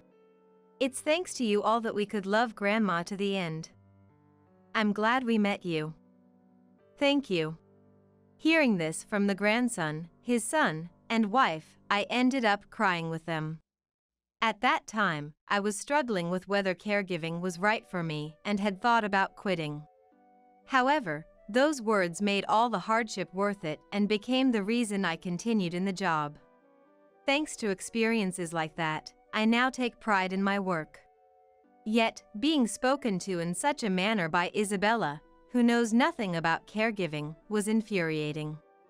Do you even realize how rude you're being? She works hard every day for her family. You, who don't even have a family, have no right to mock her. Fortunately, Kyle has always defended me whenever Isabella said something, but each time, she would counter with a displeased attitude. Look, Kyle. It's only kids who think just trying hard is enough. And the thought of hands that have touched the filth of strangers elderly doing my cooking or whatever makes me sick. After all, caregiving is something you end up having to do when your parents get old, no matter how much you don't want to. To call something anyone can do a job. It's laughable. Kyle and I were both appalled by her words. Leonard and Karen just looked on indifferently, as if it had nothing to do with them. According to Kyle, they truly believe that what Isabella, more accomplished than them with just a high school diploma, says is right. Without reprimand or reproach, they seemed unmoved no matter how much Kyle spoke up. Originally, Isabella was the long-awaited daughter born late in her parents' lives. Growing up spoiled due to her intelligence and beautiful features. By the time she graduated from a prestigious university and secured a job at a multinational corporation, she had become the top of the hierarchy in the in-laws' house. Both parents adopted an Isabella first mentality. Now, Isabella's words and actions are always prioritized, with only her older brother, Kyle, daring to speak against her. However, her average brother, who graduated from a regular university and works at a small to medium enterprise, might as well be speaking to a wall for all the attention she pays him. It seems his words never reach her. The in-laws' house has never been a comfortable place for either Kyle or me, but we've decided to manage by only visiting a few times a year. Regardless of the situation at the in-laws' house, my husband and I have a great relationship. Just as I love Kyle, he treasures me above all else. To me, he is the perfect husband.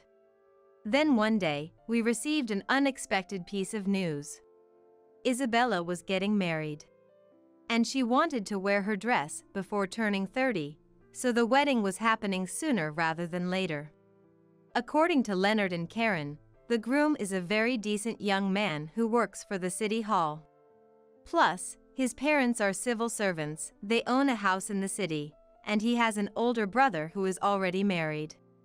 Indeed, a match without fault. No worries about layoffs, and owning a house in the city means wealth. I had to admire such flawlessness. Surprised by the sudden good news, Kyle and I decided to sincerely congratulate them. And before we knew it, the day of the ceremony arrived. The weather was clear. It was a refreshingly beautiful day. Having not attended a wedding in a while, and considering the venue was a luxury hotel, I put extra effort into my makeup and wore my moss green party dress, twirling in front of Kyle. "How do I look?" Yeah. You look beautiful. Smiling at Kyle's words, I couldn't help but beam. In the end, we had never met the fiancé. Today would be the first encounter. Although I had my thoughts about Isabella's fiancé, today was a once-in-a-lifetime celebration, and I wanted to wish the couple well. Then, Kyle's smartphone vibrated. Hello? I understand. What, really? Got it, we're on our way. Kyle hung up the phone abruptly and announced in a panic. We're late. The family introduction is starting soon. What? We looked at the invitation again. I recalled that for our wedding, we had sent a separate card asking relatives to come early. But no matter how many times I checked, there was no such card included. Isabella's smug smile flashed through my mind.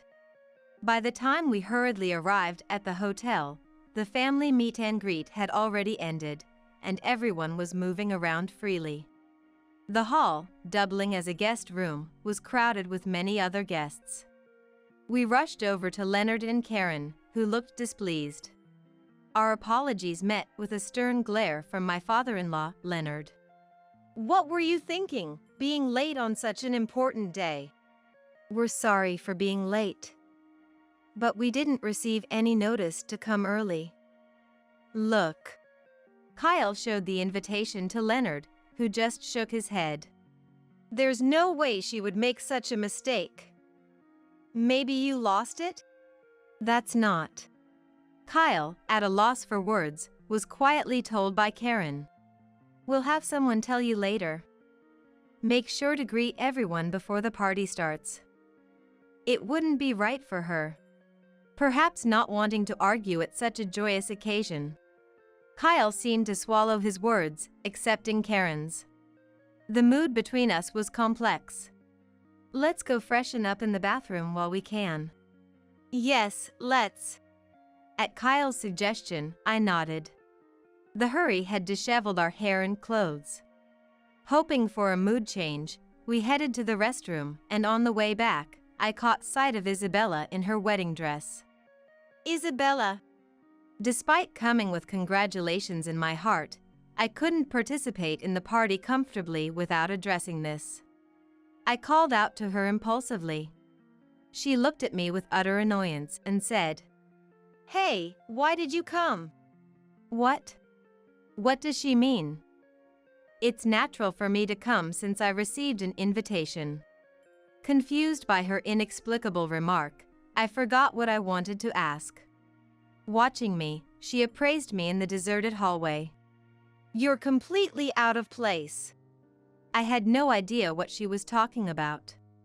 I was dressed appropriately for the occasion, and while I might have been disheveled earlier, I had since tidied myself up. I didn't think I stood out as particularly out of place. Isabella continued. I thought someone who cleans up elderly people's messes for a meager salary would be too embarrassed to show up. Or did you come because you rarely get to visit such places and couldn't resist the opportunity? Irritated by Isabella's words, I held back, knowing that causing a scene would only trouble Kyle. I always wonder, why do you talk like that? I came because I was invited and wanted to offer my congratulations. Besides, there are elderly guests here, too. It's not very nice to speak like that. Huh? You, of all people, think you can talk back to me? Isabella frowned in displeasure at my attempt to respond calmly. A below-average man for a husband, childless. And satisfied with a dirty job that pays peanuts. A loser lecturing me? Don't make me laugh. It's you who's been insulting from the start. Anger bubbled up inside me. Just as I was about to yell back, Kyle called my name from behind. Startled, I stopped, and Isabella snickered. Today is my big day. Try not to ruin it, okay? Then, she left with a staff member. Left alone, Kyle hurried over, looking concerned. What happened? Is everything okay? It's the same as always. I'm fine, really. I managed to say, trying to keep my voice steady, but it trembled. Kyle seemed to sense something and silently put his arm around me. Honestly, I couldn't care less about Isabella's wedding. But causing trouble now would affect many others, not just Isabella. I decided to endure it just for today. Swallowing everything I wanted to say, I hid behind Kyle and attended the wedding. Unable to feel happy, I just looked down, waiting for time to pass. Since I came all this way, I decided to at least enjoy the food. Just as we were about to move to the party venue after the ceremony, a staff member approached me. Isabella has requested to see you. She says she has something to tell you. Confused but summoned by today's main character, I informed Kyle and was led to the dressing room. Isabella, having changed her outfit, was switching her accessories. Can you leave us alone? Oh, yes. But the party is starting soon, so please don't take too long. I know. Just leave us be. Shouted at by Isabella, the staff member half walked, half ran out of the room. What do you want now? Muttering complaints, Isabella reapplied her lipstick and glared at me. Do you know why I called you here? No clue. If I don't spell it out, you won't get it, huh? This is the problem with the uneducated. What do you want to say? I asked, barely containing my irritation, wondering if she'd summoned me just to insult me. If you don't get it, I'll be blunt. I'll tell everyone you left early, so can you just go now? What? Shocked that Isabella would say such a thing, I was at a loss for words. Isabella continued with a displeased tone. I didn't think you'd have the nerve to stay for the party, too. Really, you've got some nerve. It's people like Heather who don't know their place. Though Isabella's taunting was annoying, I indeed wanted to leave. If it was her suggestion, Leonard and Karen couldn't complain later. It would be a shame not to eat the food, but it's infinitely better than having to force a smile just to celebrate for appearance's sake. Understood. Deciding that staying any longer was pointless, I reached for my smartphone to inform Kyle, intending to leave promptly. Ah, wait. It's dirty, let me clean it up for you. Huh? As soon as I turned at the nonsensical words, I felt a cold shock on my face and crumbled to the ground. What's this, water and flowers? Looking up, Isabella was holding a vase that had been on the table. Water dripped from the vase as Isabella smirked maliciously. Now you're clean. The flowers are a bonus. I've graced your plain face with them. No need to thank me. Isabella said this gleefully and reached for the intercom. Oh, I'm sorry. My sister-in-law tripped and knocked over a vase.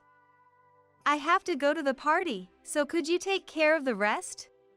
After a brief exchange, Isabella tossed the vase in my direction. It rolled across the carpeted floor and stopped at my fingertips.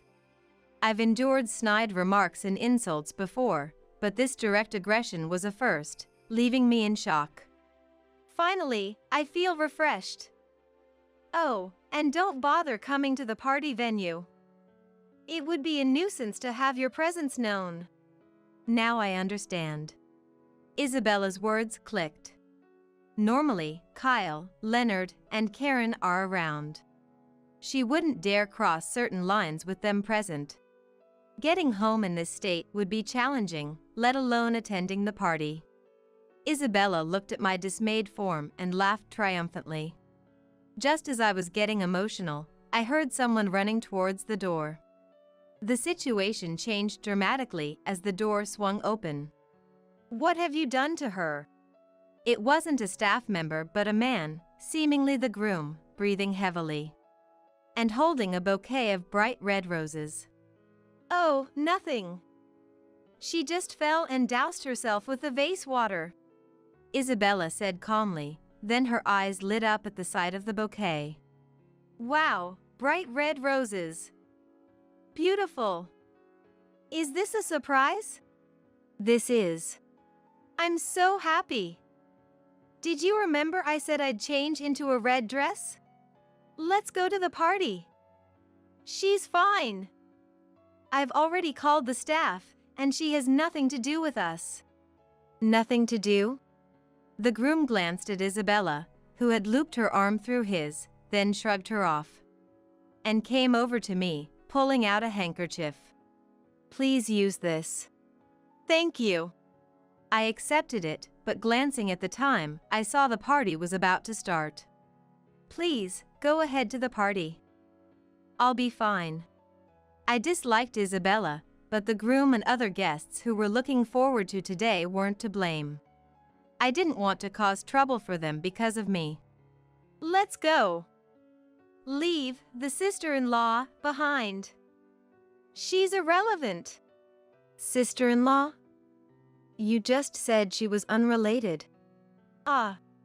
Hearing my reluctance, Isabella slipped up. Frozen with a "I've messed up" expression.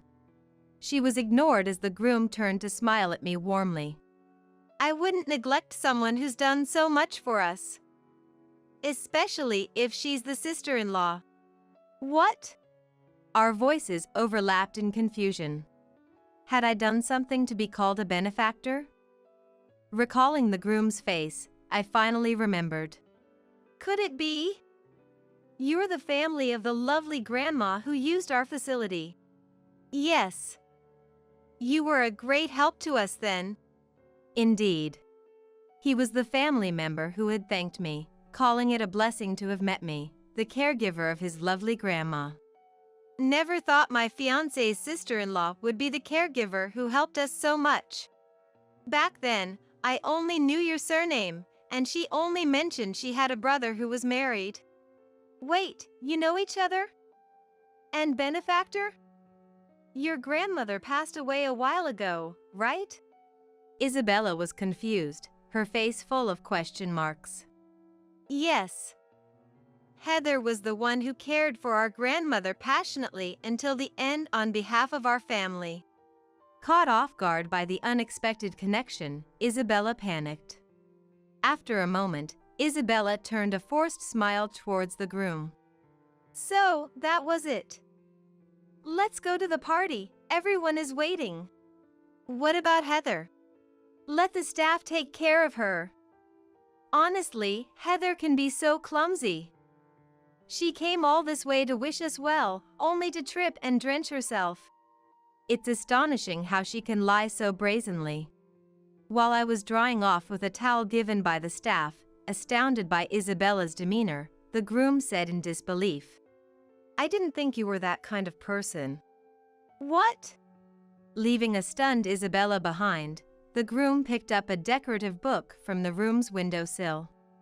It turned out to be a case, and when he opened it, a handheld camera was inside. What's that? You were recording secretly. I'm sorry for recording without asking. You rushed the wedding, and I hadn't properly proposed, so I thought I'd surprise you with a proposal.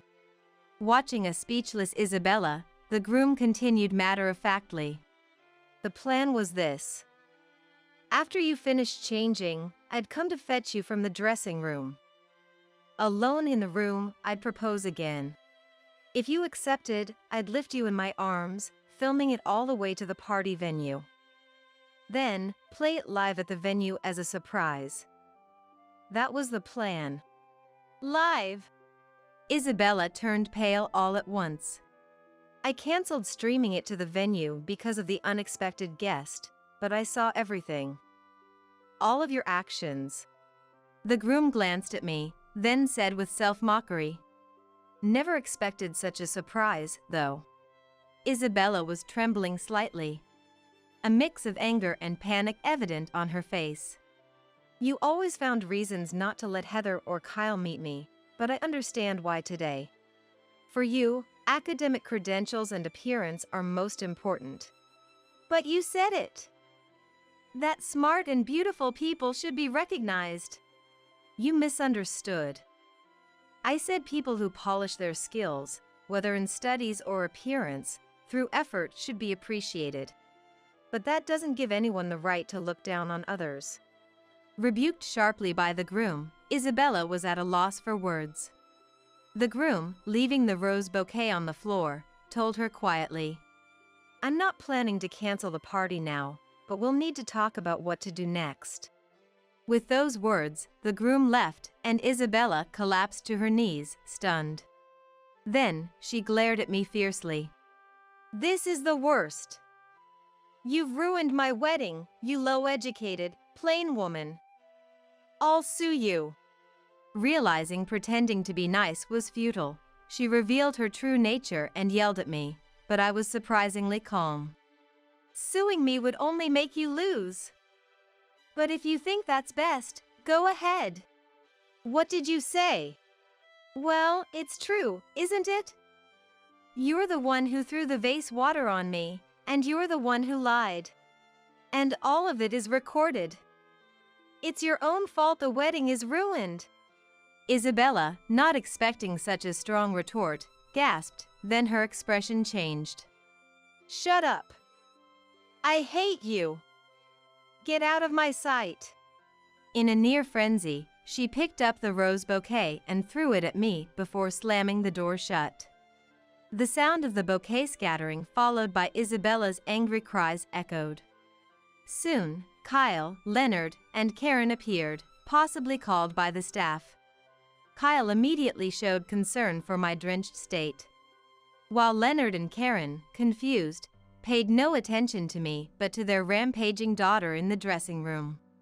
When asked to explain, the groom showed the video, leaving Leonard and Karen speechless and Kyle visibly angry. Her behavior is way over the line. We shouldn't have left you alone with her. Sorry for putting you through this. It's okay, I gave it back to her. I feel better now. Addressing the bewildered Leonard and Karen, I said, I don't have a change of clothes, so I'll be leaving. Besides, she won't be calm with me around. Leonard and Karen seemed relieved at my words. Is that so? Then I'll leave the rest to you. Please, go ahead without me. The day belongs to her, after all. Please forgive her. No matter what kind of daughter she is, for Leonard and Karen, their own daughter will always be dearer than their son's wife. That's probably just how it is. While I sighed in disbelief, Kyle embraced my shoulder and addressed them with a serious tone. I can't remain silent any longer as her husband after what she's been through. I'm sorry, but from now on, we'll be keeping our distance. Take care. Stunned by Kyle's firm declaration, they were left speechless. We left the venue hand in hand. The party started several minutes late, but Isabella, the bride, could not hide her irritation, shouting and yelling, and it was eventually called off. Reportedly, dismayed by her behavior, the groom sought a divorce. And less than a month after the ceremony, Isabella found herself single again. Isabella claims that her divorce is my fault, but it's clear to anyone that she's responsible for her own actions. I have no sympathy for her, seeing it as the result of her constant belittling of others. Now, estranged from the in-laws. Do you ever feel lonely being away from your real family? I asked, but Kyle simply said, What are you talking about? I have you, and besides, we're expecting to grow our family, aren't we? Kyle's hand caressed my swollen belly. Let's build a warm home for this child, too. He smiled as he tenderly looked at me, and our unborn child was as warm as a sunny spot. I'm sure that with him, a happy future awaits. A few days after the wedding, I was at home when the doorbell rang. I checked the monitor, and there was Betty, my son Joseph's wife, standing alone. I'm here to talk to you, Sandra. Please open the door. I opened the door and let Betty into the house. What could she possibly want? She came to my house without Joseph and without any notice. Joseph told me that you and your husband are divorced, right? She asked out of nowhere. I could sense she had an agenda, but I calmly replied, Yes, that's right. It was when Joseph was still very young. But why does that matter? Oh? Well, since you're single, I didn't expect much about inheritance. But as your daughter-in-law, I thought it was wise to check on the assets. Now I understood why Betty came over without Joseph. This daughter-in-law of mine came to see how much savings I had. When Betty realized she wouldn't get any money out of me, she said, Actually, I came here today because I have a favor to ask you, Sandra. A favor? I asked, and Betty nodded, smiling. I had a terrible feeling about this. Well, I'd like to sever ties with you since we're practically strangers now. Betty blurted out. Strangers? Yes, exactly. So, from now on, please stay out of our lives. I absolutely don't want to be responsible for taking care of you. Let's sever ties completely. Betty said this with a cheerful laugh, leaving me utterly speechless. Seeing that I couldn't say anything, Betty stood up, seemingly satisfied. Then she said, So, Joseph and I won't be in touch with you anymore, Sandra. And please don't contact us either. I'm leaving now. With that, she walked out of the house. My name is Sandra. I'm in my 60s, living alone in a rural town, relying on my pension. In my younger days, I was a real workaholic, so I managed to save quite a bit of money. I grew up in a poor family, so I started working right after high school. I didn't want to go to college. I wanted to start earning money as soon as possible. I met my husband, Charles, at the company where we both worked. Charles was about the same age as me, and we bonded over shared interests, eventually starting a relationship. When I first met Charles, he had dreams of starting his own business. I've been saving up money because I want to make my dream come true. That's an amazing dream. I'll help you, I said, and Charles smiled happily. Then he said, How about we get married when I achieve my dream of starting a business? Charles held my hand and promised me that. To support Charles, I worked as hard as I could. Thanks to that, A year after making that promise, Charles successfully started his business. And as promised, we really did get married. Soon after, our son Joseph was born, and we became a family of 3. Our life wasn't very stable, but we enjoyed small moments of happiness and lived a joyful life. However, that happiness didn't last long. I discovered that Charles, whom I had trusted, was having an affair. We had many discussions as a couple, but Charles chose his mistress, and we ended up getting a divorce. It was a shock to end up like this, but I couldn't afford to be down. I had Joseph, so I couldn't just stop moving forward. I worked as hard as I could while raising Joseph on my own, managing to get by somehow. We never lived a wealthy life, but things were more stable than when Charles had just started his business. It was easier to save money too. After that, Joseph grew up well, studied diligently, and got into college. I covered all of Joseph's college expenses. I wanted him to go through college without any worries. The savings I had built up for Joseph's future finally came in handy. As a parent, there's no greater joy. Thanks, Mom. I'll work hard so I can repay you someday, Joseph said to me, with tears in his eyes. There's no need for repayment. Just seeing him live healthily and happily is all I need to be content. Joseph graduated from college and got a job at a prestigious company in the city. When Joseph became independent, I decided to sell the house and move into an apartment by myself. There was no longer a home for Joseph to return to, but actually, the move was Joseph's idea. Mom, I think it's time for you to start living your own life. My own life? Yes. I'll be living on my own, and you should do whatever makes you happy. Like selling this big house and moving somewhere new. Joseph was right. This house had originally been mine after the divorce from Charles. We didn't have much money back then, but we managed to buy this house at a bargain. The old house was falling apart in places, and I had started to feel that living there was becoming impossible. But Joseph's words opened my eyes to new possibilities. Moving, huh? I hadn't even thought about that. There are apartments for single people these days, you know. I think you'd be more comfortable living like that, Mom. Joseph's words made even more sense to me.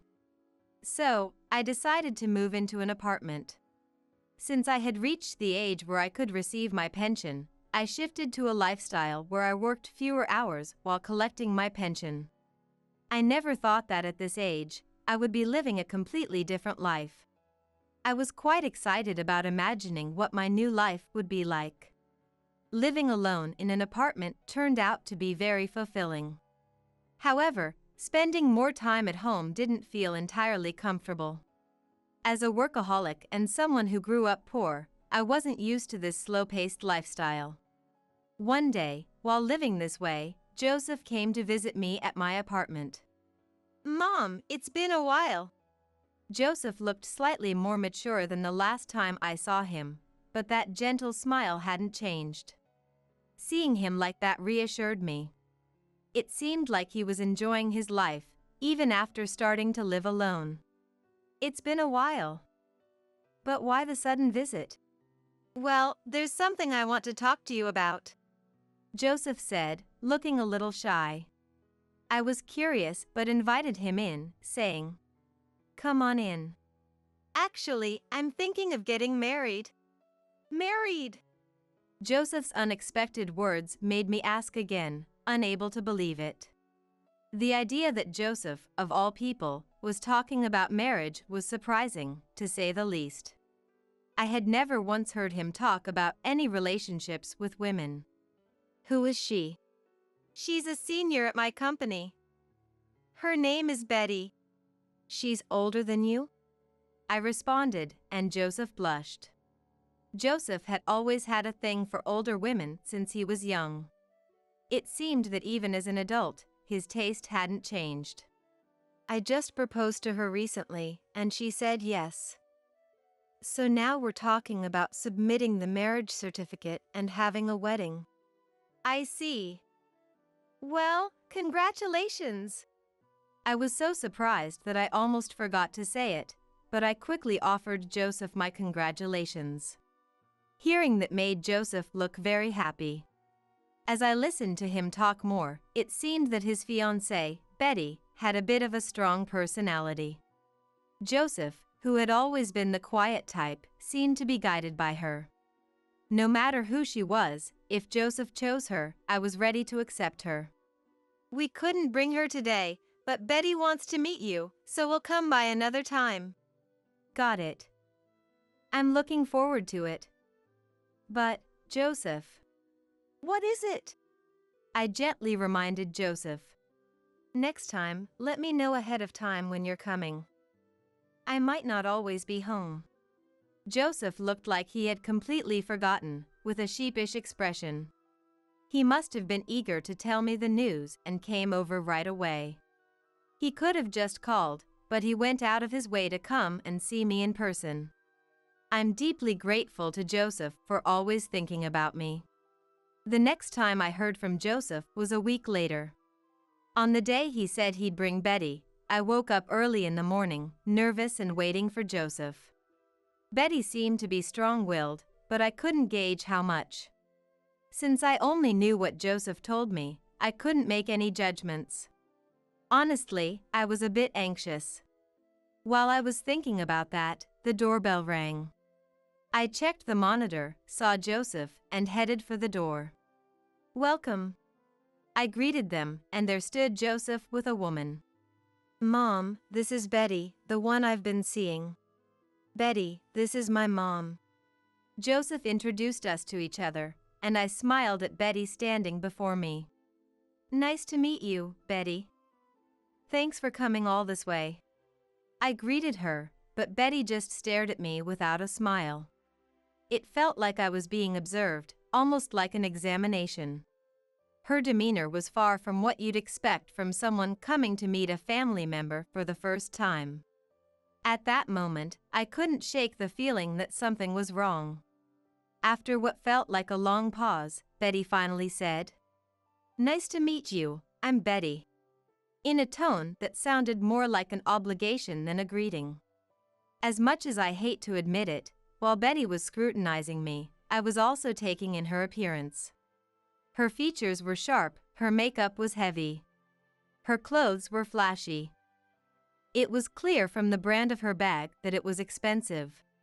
Of course, I couldn't judge her character based on these observations, but I couldn't help noticing. I invited the two of them inside, and we sat down to talk. The first topic of conversation was the wedding. As soon as the wedding was mentioned, Betty's eyes widened, and she leaned forward. The wedding has been my dream since I was little. Oh, really? That's why I refuse to compromise. I'm going to push through all of my wishes, so make sure you're prepared for that, Joseph's mom. Betty directed this comment straight at me. Well, good luck with that. I responded, a bit taken aback. Why was Betty telling me this? It made sense if she was declaring this to Joseph, her soon-to-be husband, but why was she telling me? I looked at Joseph, a little worried about the future, but he seemed unbothered, smiling at Betty.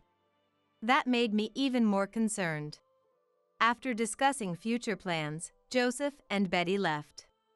I was deeply relieved that it was finally over. Still, Betty seemed like quite a handful.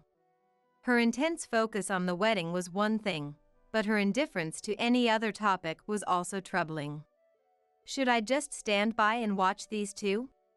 These thoughts crossed my mind as I observed the interactions between Joseph and Betty that day. But Joseph was an adult now, and there wasn't much I could do for him.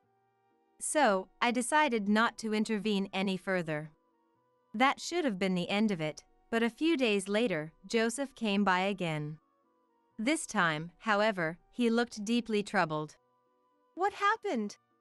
After we met, Betty and I went to a wedding planning meeting a few days later. But the costs were much higher than I expected. Joseph said, looking downcast. He explained that he and Betty had been making steady progress in their wedding preparations. But during the meeting, Joseph was shocked by the total cost. I thought, of course. It was clear from Betty's previous talk that it was going to be an extravagant wedding. When they came to visit me, she had already mentioned wanting to have the ceremony at a certain theme park, so naturally, it was going to be more expensive than usual. Costs are unavoidable.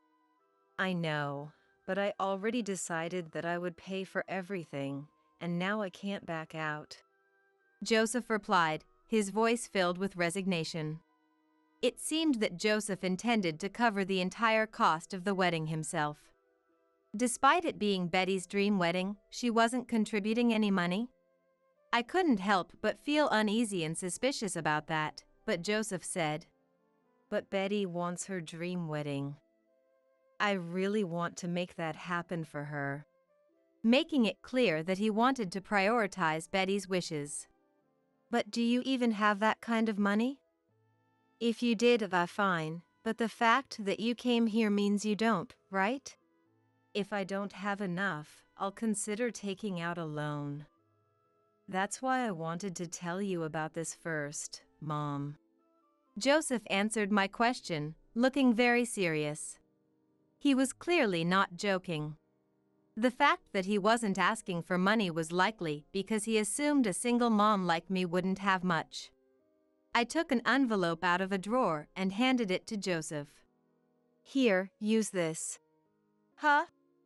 What's this?" "I was planning to give this to you when you became independent. There's about $40,000 in it." When I said that, Joseph's eyes widened in surprise. In truth, I had been saving money for Joseph's future. I never imagined it would come in handy this soon, especially not for the wedding. "That should be enough, right?" I asked, and Joseph's eyes lit up. "Mom, thank you so much," he said, tears of joy streaming down his face. I was slightly exasperated by his reaction, but at the same time, I couldn't help but find it endearing. Joseph is truly a kind soul. Even now, as an adult, he still puts others' needs before his own. For someone like Joseph, I didn't mind giving up $40,000, even if it was for something as extravagant as his fiancée's dream wedding. I decided to keep it a secret that I had covered the entire wedding cost. There was no need for Betty to know. After that, Joseph and Betty went ahead with their wedding at the theme park as planned. When I arrived at the venue on the day of the wedding, I was stunned by how extravagant it was. At that point, I understood why it was so expensive. Betty was in high spirits the whole time, and Joseph looked genuinely happy watching her. If that money helped make their day special, then it was worth it. And so, the beautiful wedding went off without a hitch. A few days after the wedding, I was at home when the doorbell rang. I checked the monitor, and there was Betty, Joseph's wife, standing alone. "Betty? What brings you here?" I called out, and Betty smiled, saying, "I'm here to talk to you, Sandra. Please let me in." "Sure, come in." I opened the door and let Betty into the house. What could she possibly want? She came to my house without Joseph and without any notice. I motioned for Betty to take a seat. Betty started looking around the house again. I braced myself, wondering what she was about to say, when she narrowed her eyes and looked at me. Then she asked, "Joseph told me that you're divorced from your husband, right, Sandra?" The unexpected question made me pause as I was preparing tea. But I smiled gently, not wanting to show any unease, and replied, "Yes, that was when Joseph was very young." "What happened to the alimony from that time? Do you still have it?" "I used it for Joseph's education and other things." "But why do you ask?" I shot back, still smiling, at Betty, who was boldly asking such direct questions. I was slightly shaken, but my irritation toward Betty far outweighed that. Betty, unfazed by my silent resistance, calmly responded, "Oh? Since you're single, I wasn't expecting much. But as your daughter-in-law, I thought it would be wise to check on the assets." I see now. I finally understood why Betty had come to my house without Joseph. This daughter-in-law of mine wanted to find out how much I had in savings. Even Joseph, my own son, didn't know about my savings. That was the rule I had set when I decided to give him that $40,000. If they knew about the money, they might start relying on me, and I couldn't have that. This savings was money I had put aside for myself, and I had no intention of giving it to Joseph or anyone else. Betty, sensing that she wouldn't be able to get any money from me, remarked, "I guess living on just a pension and part-time wages leads to a rather modest lifestyle." That's all I needed to know. Let me know if there's anything else you'd like to adjust. It seemed I had successfully kept the truth hidden. As I kept smiling, Betty's gaze became even sharper as she looked at me. "Actually, I came here today because I have a favor to ask you, Sandra." A favor? I asked, and Betty nodded, smiling. I had a really bad feeling about this. "I'm now part of Joseph's family. Which means that Joseph and I are a separate family from you, Sandra, right?" "What are you trying to say?" "Well, I'd like to sever ties with you since we're practically strangers now," Betty declared. "Strangers? That's right, isn't it? So from now on, I want you to stay out of our lives. I absolutely don't want to be responsible for your care, so let's just cut ties completely." Betty said this with a cheerful smile, leaving me in shock. She showed up at my house unannounced, pried into my finances and alimony, and now that she knew she wouldn't be getting anything, she wanted to cut ties. This was pure madness. Is this how a daughter-in-law treats her mother-in-law? I couldn't find any words to respond, and Betty, satisfied, stood up. Then she said, "So, Joseph and I will never contact you again, and you should do the same. I'm leaving now." With that, she left the house immediately. I was too stunned to say anything back to the whirlwind Betty. For a while, I was in shock, but then I quickly came to my senses and called Joseph. There's no way the kind-hearted Joseph would agree to cut ties with me as Betty had said. Thinking this must be some kind of mistake, I gripped my phone tightly with trembling hands. Fortunately, Joseph answered right away. "Joseph! Betty just came over and said she wants to cut ties with me. Do you really intend to do that too?" I asked frantically, and Joseph responded as if he was just remembering. "Well, Betty wants that, so I'm going along with it. If Betty doesn't want to have anything to do with you, I think it's best to respect her wishes." She declared this bluntly. The moment I heard it, my mind went completely blank. Unbelievable. Was Joseph really willing to obey Betty's every word, even when it came to such an important matter as our family ties? I was utterly disappointed in Joseph. The kind and considerate Joseph I thought I knew was nothing but an illusion. "I'm grateful for everything you've done for me, Mom. But from now on, I think it's best that we live our lives without relying on each other." Not relying on each other is different from cutting ties. But you see, Betty doesn't want any connection with you, and if that's the case, I think it's unavoidable.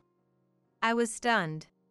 At the same time, I felt a strong sense of shock and almost wanted to blurt out everything Betty had said.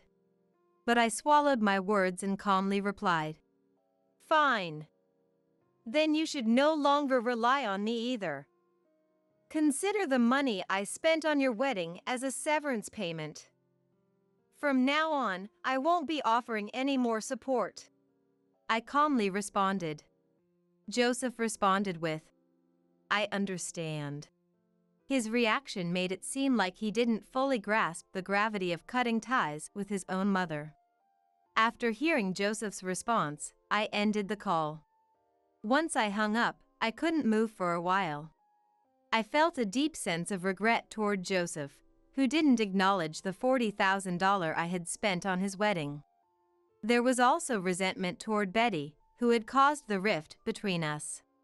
But above all, I was devastated by how our mother-son bond had been severed in such a manner.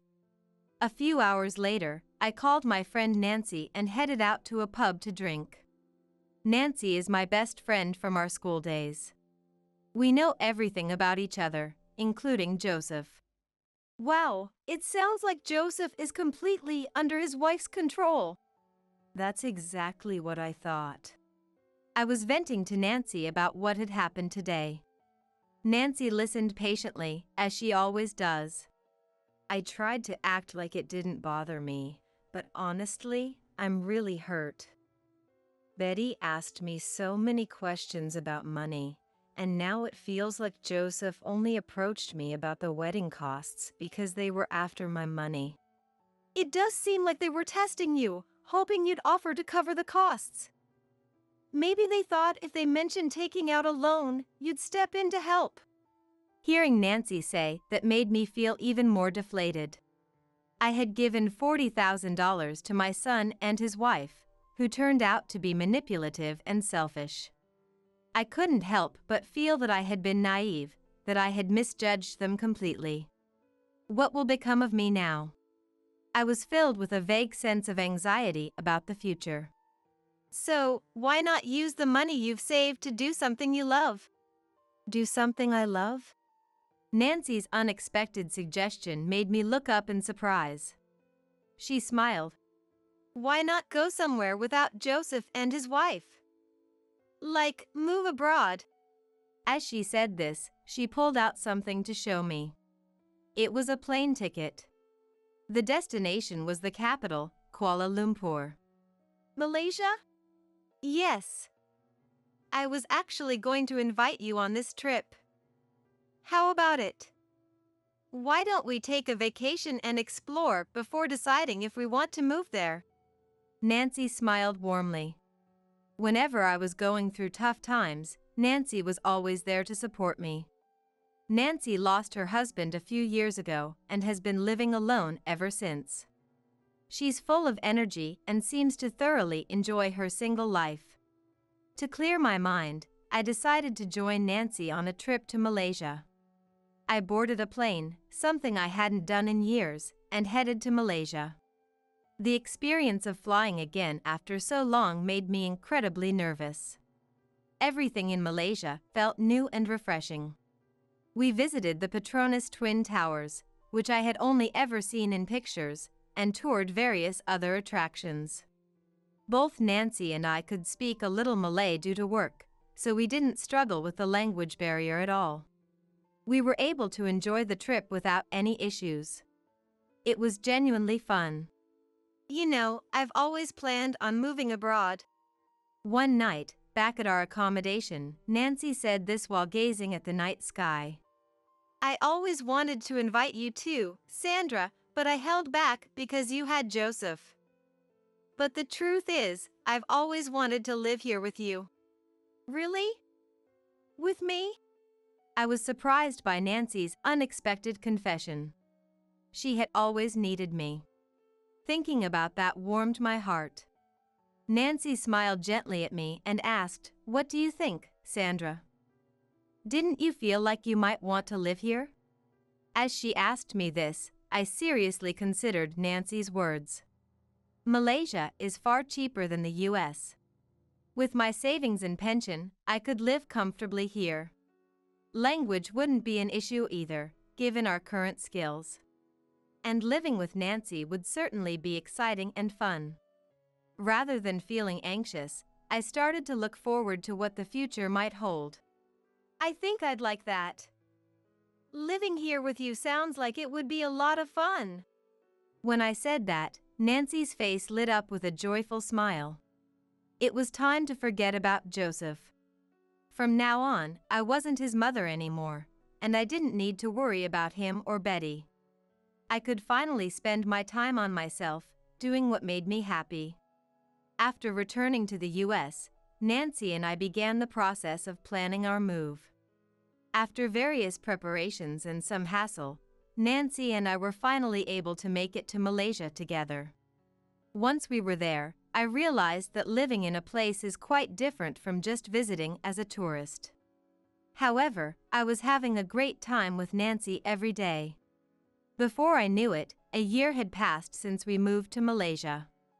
I had grown accustomed to my new life and was thoroughly enjoying my days. One day, I received a call on my smartphone. The caller ID showed that it was coming from the US. When I checked the number closely, I saw it was from Joseph, the son with whom I had cut ties. At first, I ignored the calls, wondering what he could possibly want now, but Joseph kept calling persistently. Feeling conflicted, I decided to consult with Nancy, and eventually, I reluctantly decided to answer the phone just once. Mom, it's been a while. It's me. As soon as I picked up, I heard Joseph's cheerful voice. Joseph's voice hasn't changed a bit, even after all this time. But that didn't erase the feelings I had from our last encounter. Who is this?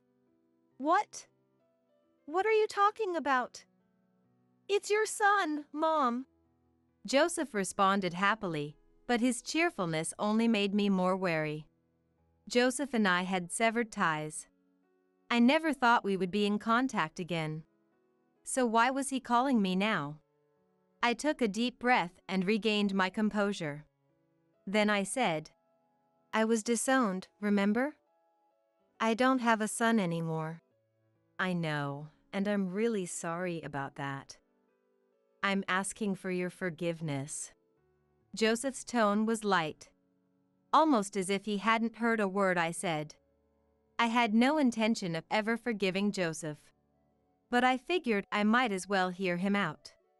So, what do you want? Actually, we had a baby. Joseph's voice was full of joy. At that moment, I motioned for Nancy to come over and switched the phone to speaker mode so she could listen in. A baby? You're a grandmother now, Mom. We want you to come visit. Is that so?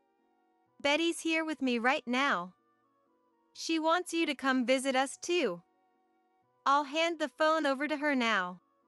Joseph handed the phone to Betty, and I heard her irritating, obnoxious voice say, Sandra, it's been a while.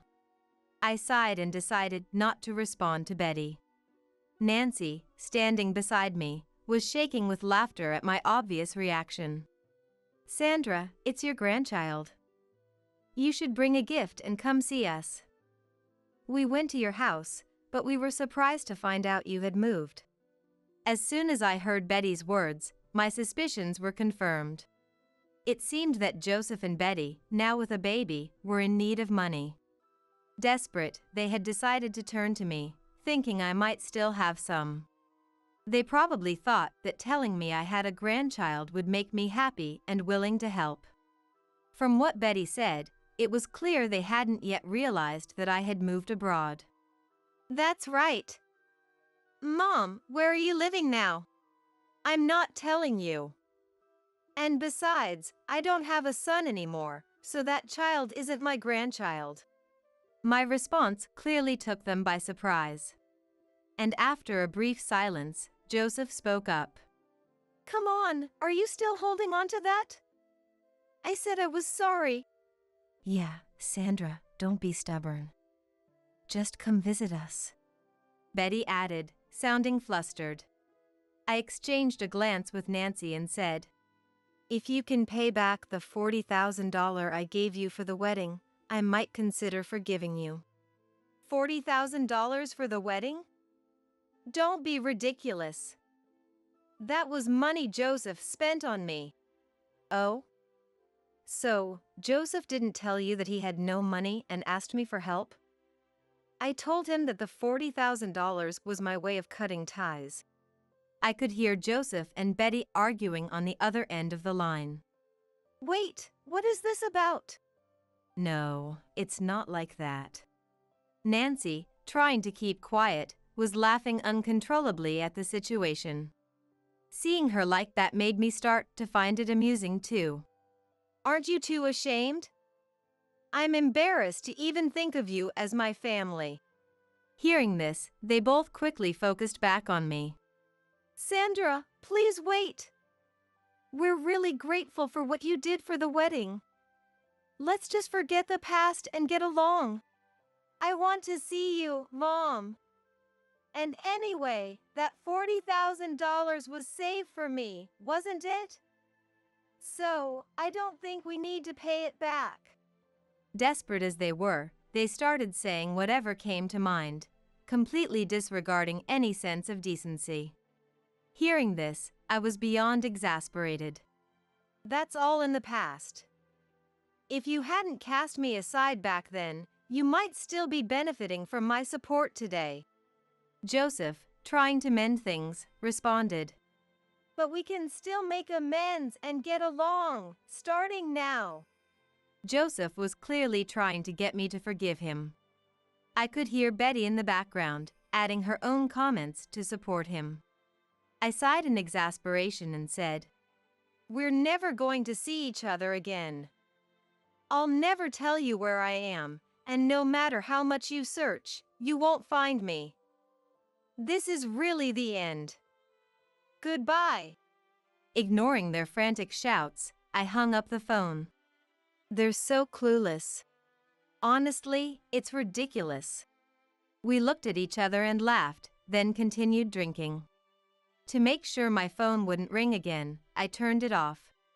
Later, following Nancy's suggestion, I decided to change my phone number. I was never good with technology, so I didn't know much about blocking calls or rejecting them. To make sure they couldn't contact me anymore, I decided to change my number completely. Before I did, I received one last call from a relative who told me that Joseph and Betty had been asking to borrow money. Apparently, Betty had been very reckless with her spending and had taken out loans from various companies. When I heard the full story, I learned that Betty had already been in debt by tens of thousands of dollars even before they got married.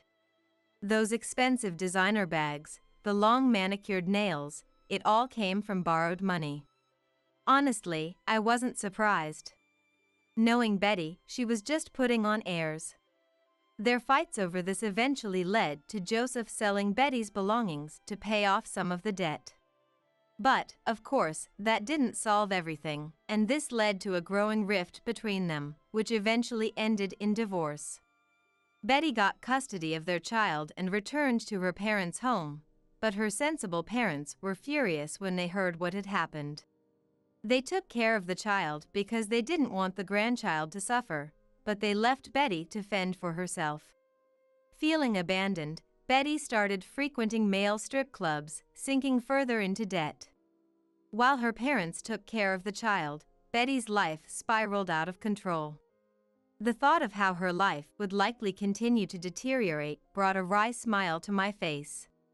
Joseph didn't fare much better.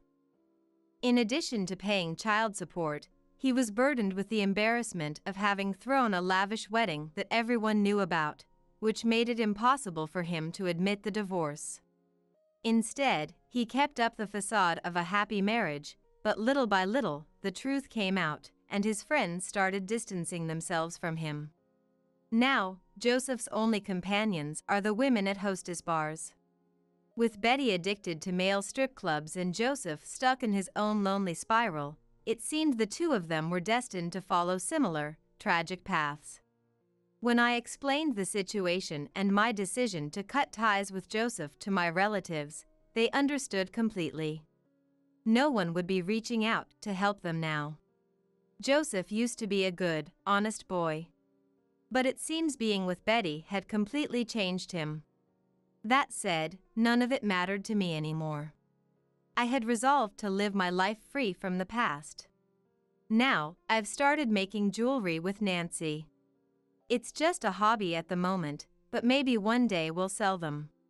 My second life has only just begun. Enough of this racket! Get out of here with that baby, right now! In the middle of the night, my husband was fed up with our babies crying. He shouted angrily, and just like that, he drove me and our 3-month-old daughter out of our home. With the change of seasons, the mornings and evenings were beginning to get chilly, and it looked like it was going to rain any minute. I'm freezing. If we stay out here, we'll freeze to death. Without a wallet or a coat, I began to shiver as the cold seeped into my bones. Please, let us in. Despite my constant knocking, there was no response from inside. Helpless, I wrapped my crying child tightly in her blanket to keep her warm, and we continued to walk. I must protect my baby, at least. Wandering aimlessly in the night, I was exhausted and found myself sitting on a bench in the park, frozen to the core. As I gazed up at the sky, the events that led us here played back in my mind. How did we end up in this situation? Tears that I could no longer hold back streamed down my cheeks. My name is Olivia, and I am 31 years old. My parents divorced when I was in middle school, and my mother single-handedly sent me to college. 2 years ago, while crossing a pedestrian lane, she was hit by a car and passed away. In exchange for a huge accident compensation, I lost my only family member, leaving me in a state of despair. During this time, Benjamin, who was my college classmate and now my husband, was there to support me. Olivia, you can always lean on me when times are tough. His kind words comforted my aching heart, and we started dating. A year later, he proposed, and we got married. I was grateful that we were blessed with a child so soon, and I thought we could build a happy family. I'm pregnant. We're already 3 months along. What? Are you serious? I thought he would be thrilled, but since he learned about the pregnancy, my husband strangely became distant. Not only that, his attitude became increasingly cold. What is this dinner? Isn't this just fast food? I'm sorry. Morning sickness hit me hard. I couldn't cook.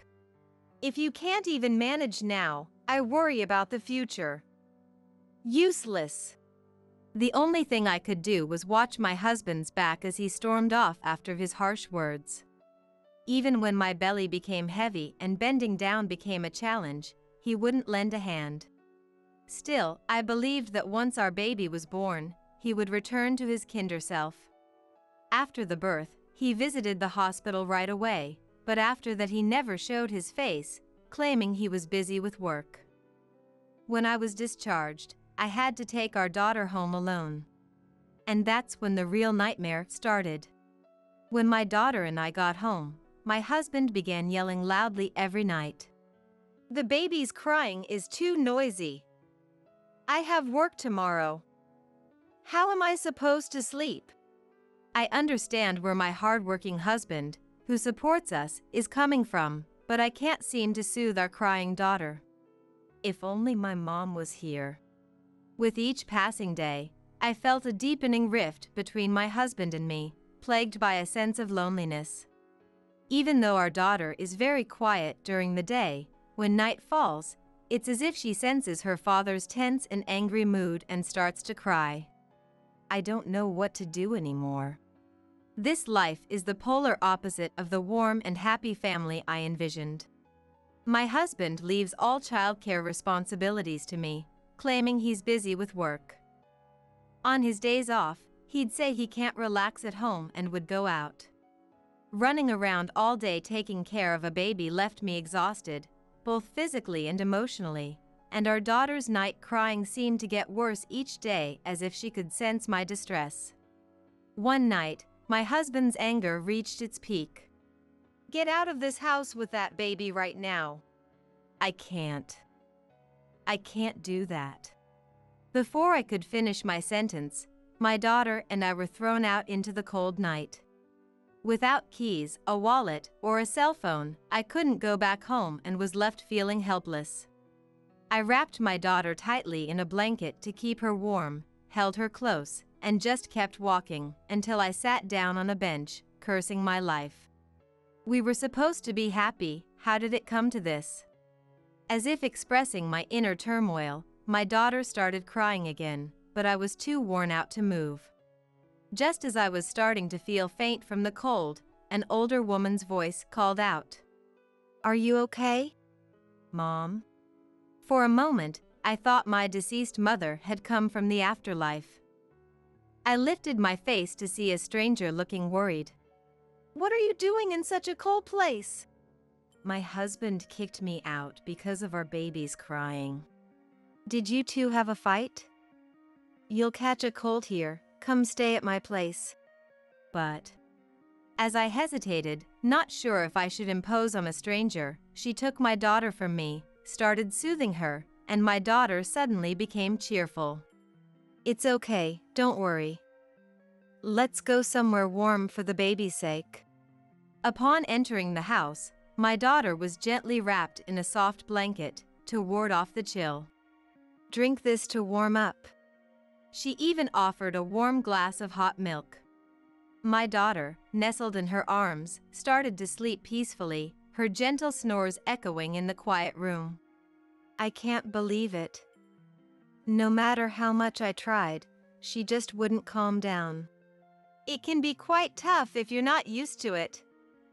I recently became a grandmother and I've been taking care of the little one occasionally.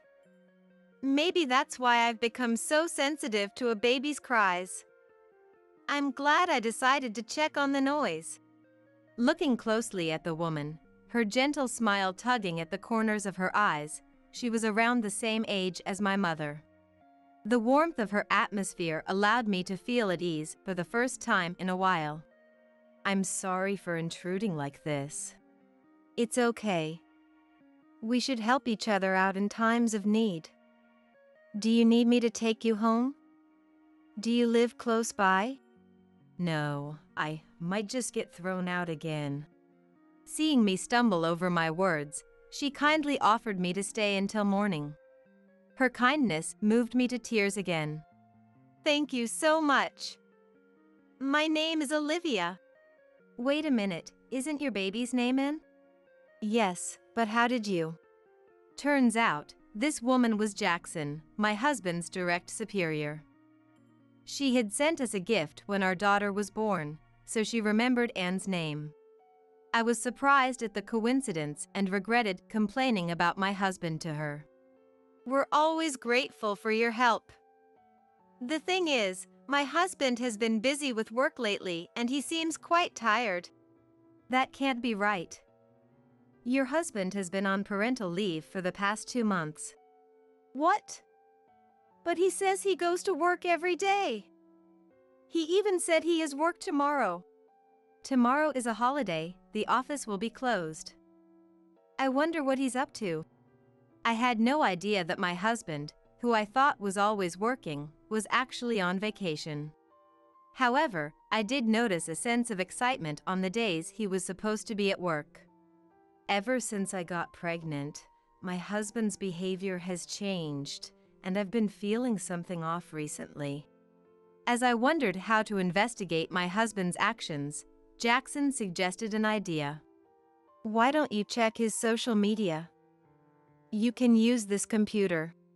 She pointed to a computer in the corner of the room and turned it on. I gratefully accepted her offer and started scanning my husband's social media. To my shock, I found a pile of photos of him and another woman. He must have thought I was too preoccupied with parenting and housework to ever notice. They look like a couple, don't they? "That's Ava. She worked at our company for only 3 months and recently quit." No way. Although I had a hunch, I was too overwhelmed with my first experience of motherhood to consider it seriously. However, realizing he was truly having an affair was more shocking than I had anticipated. Do you know her address?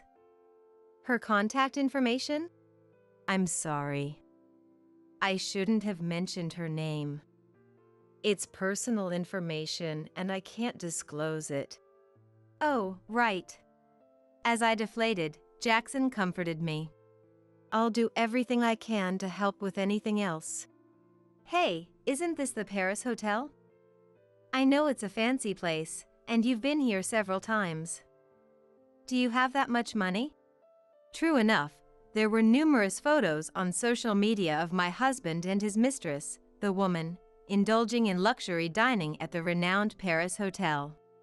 As I was on maternity leave, there was no income, and my husband hadn't saved any money since we got married. There's no way he could have such disposable cash.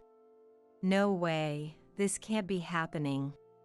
With a prayerful heart, I checked my bank balance online and found that my savings of $250,000, which I received when my mother died in a car accident, had been halved.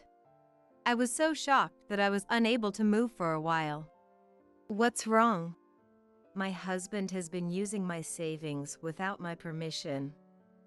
I hadn't touched it at all because I was planning to use it for our daughter. Looking back, I had left my debit card in the card case with my husband when I was hospitalized for childbirth. Since that day, he hadn't visited me in the hospital even once. And the first time he withdrew from my savings was the day I handed him the debit card. I, who trusted my husband, thought he had locked it in a safe and didn't doubt him. I can't forgive him. He's been using my beloved mother's inheritance without my permission. We must punish the lying cheater. And the best way to do that is to secure evidence. With a smirk on his face, Jackson handed me a digital camera. The next day, as we watched from the car Jackson was driving near our house, my husband, humming a tune, hopped into his car and drove off. He doesn't even worry about our daughter and me. Instead, he's making a fool of himself by being so excited. As expected, my husband's car arrived at the Paris Hotel. After a while, the mistress came and they casually linked arms and entered the hotel restaurant as if it were the most natural thing in the world. I asked Jackson to look after our daughter and sat quietly in a seat behind them. I've had enough of Olivia's stubbornness. Finally, I kicked her out last night. Now if she files for divorce, I'll get the compensation she received from her mother's car accident. If things go well, I might even get the alimony from the divorce trial. He. You're a bad man. Your wife doesn't even realize that you're after her money. Since her mother passed away, I've been very kind to her so that she'll never find out. But having a child was an unexpected obstacle. Listening to my husband's unbelievable words, my head went blank from the shock. Unaware of my feelings, my husband, swinging the key to the hotel room, heads for the elevator with the woman. When I secretly followed them, even though it was just a brief moment before the elevator arrived, the two of them began to hug and even start kissing. Even though I was prepared, seeing the affair in action was painful. A chill ran down my spine at my husband's voice, saying, "This is a pre-celebration for kicking Olivia out. Let's have a blast today." Unable to speak up, the two of them were swallowed up by the elevator. Left behind, I was so frustrated that I couldn't say anything, and I was overwhelmed with sadness and despair. I couldn't stand and fell to my knees right there. At that moment, the sadness that dominated my heart began to turn into a desire for revenge. It's too cruel to betray me like this. I can't just let this go. That evening, timing my return for when my husband got home from work, I made my way back to the house. Well, look who's back. I'm sorry. I'll do whatever you say from now on. Please, let me back in the house. To tighten the noose around him, I decided to play the part of the obedient wife for a little while, quelling my rising anger. Fine, from now on I'm not giving you any living expenses. Do whatever you want. Understood. Without uttering a single word of disagreement, and not mentioning divorce, I was clearly annoying my husband. Despite his continued horrible attitude, I kept tolerating it. And while my husband pretended to be at work but was meeting his mistress, I was searching the house for evidence of his affair. I found several receipts for hotels and meals in his bag and suit pockets, but that alone seemed like weak evidence. So I traced his social media under the woman's name, and her identity was finally revealed. 2 weeks later, all the preparations were ready, and I once again visited the notorious Paris hotel. The two of them were nonchalantly having dinner and getting cozy in public as they did before. I approached them as they were about to get on the elevator. "What are you doing here?" Why are you here? I'm obviously here for a work meeting.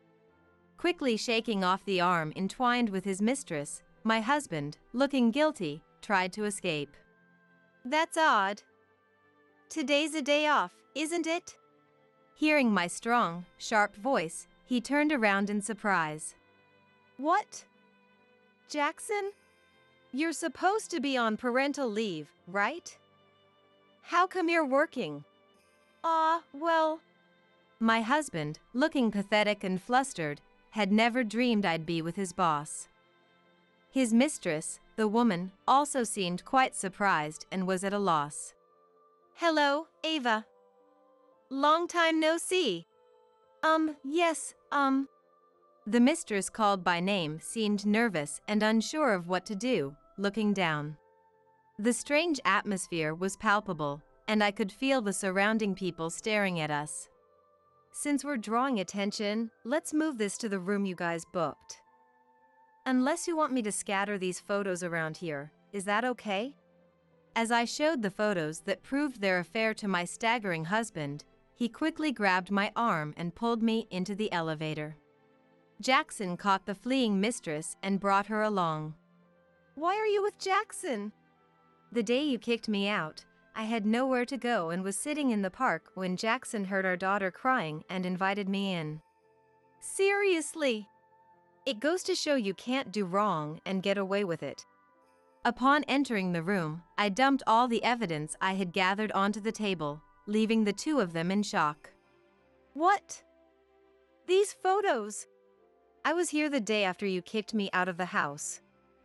It was shocking, but I took these as evidence of your affair. That's low. That's my line. Lying about work to meet your mistress and even taking parental leave, how despicable can you get? My husband had no words for me, silenced by what I'd said. But I still had more to say. I'm aware you used my savings without my consent. That money was a legacy from my mother. That's our shared property. I don't see an issue with me using it. What?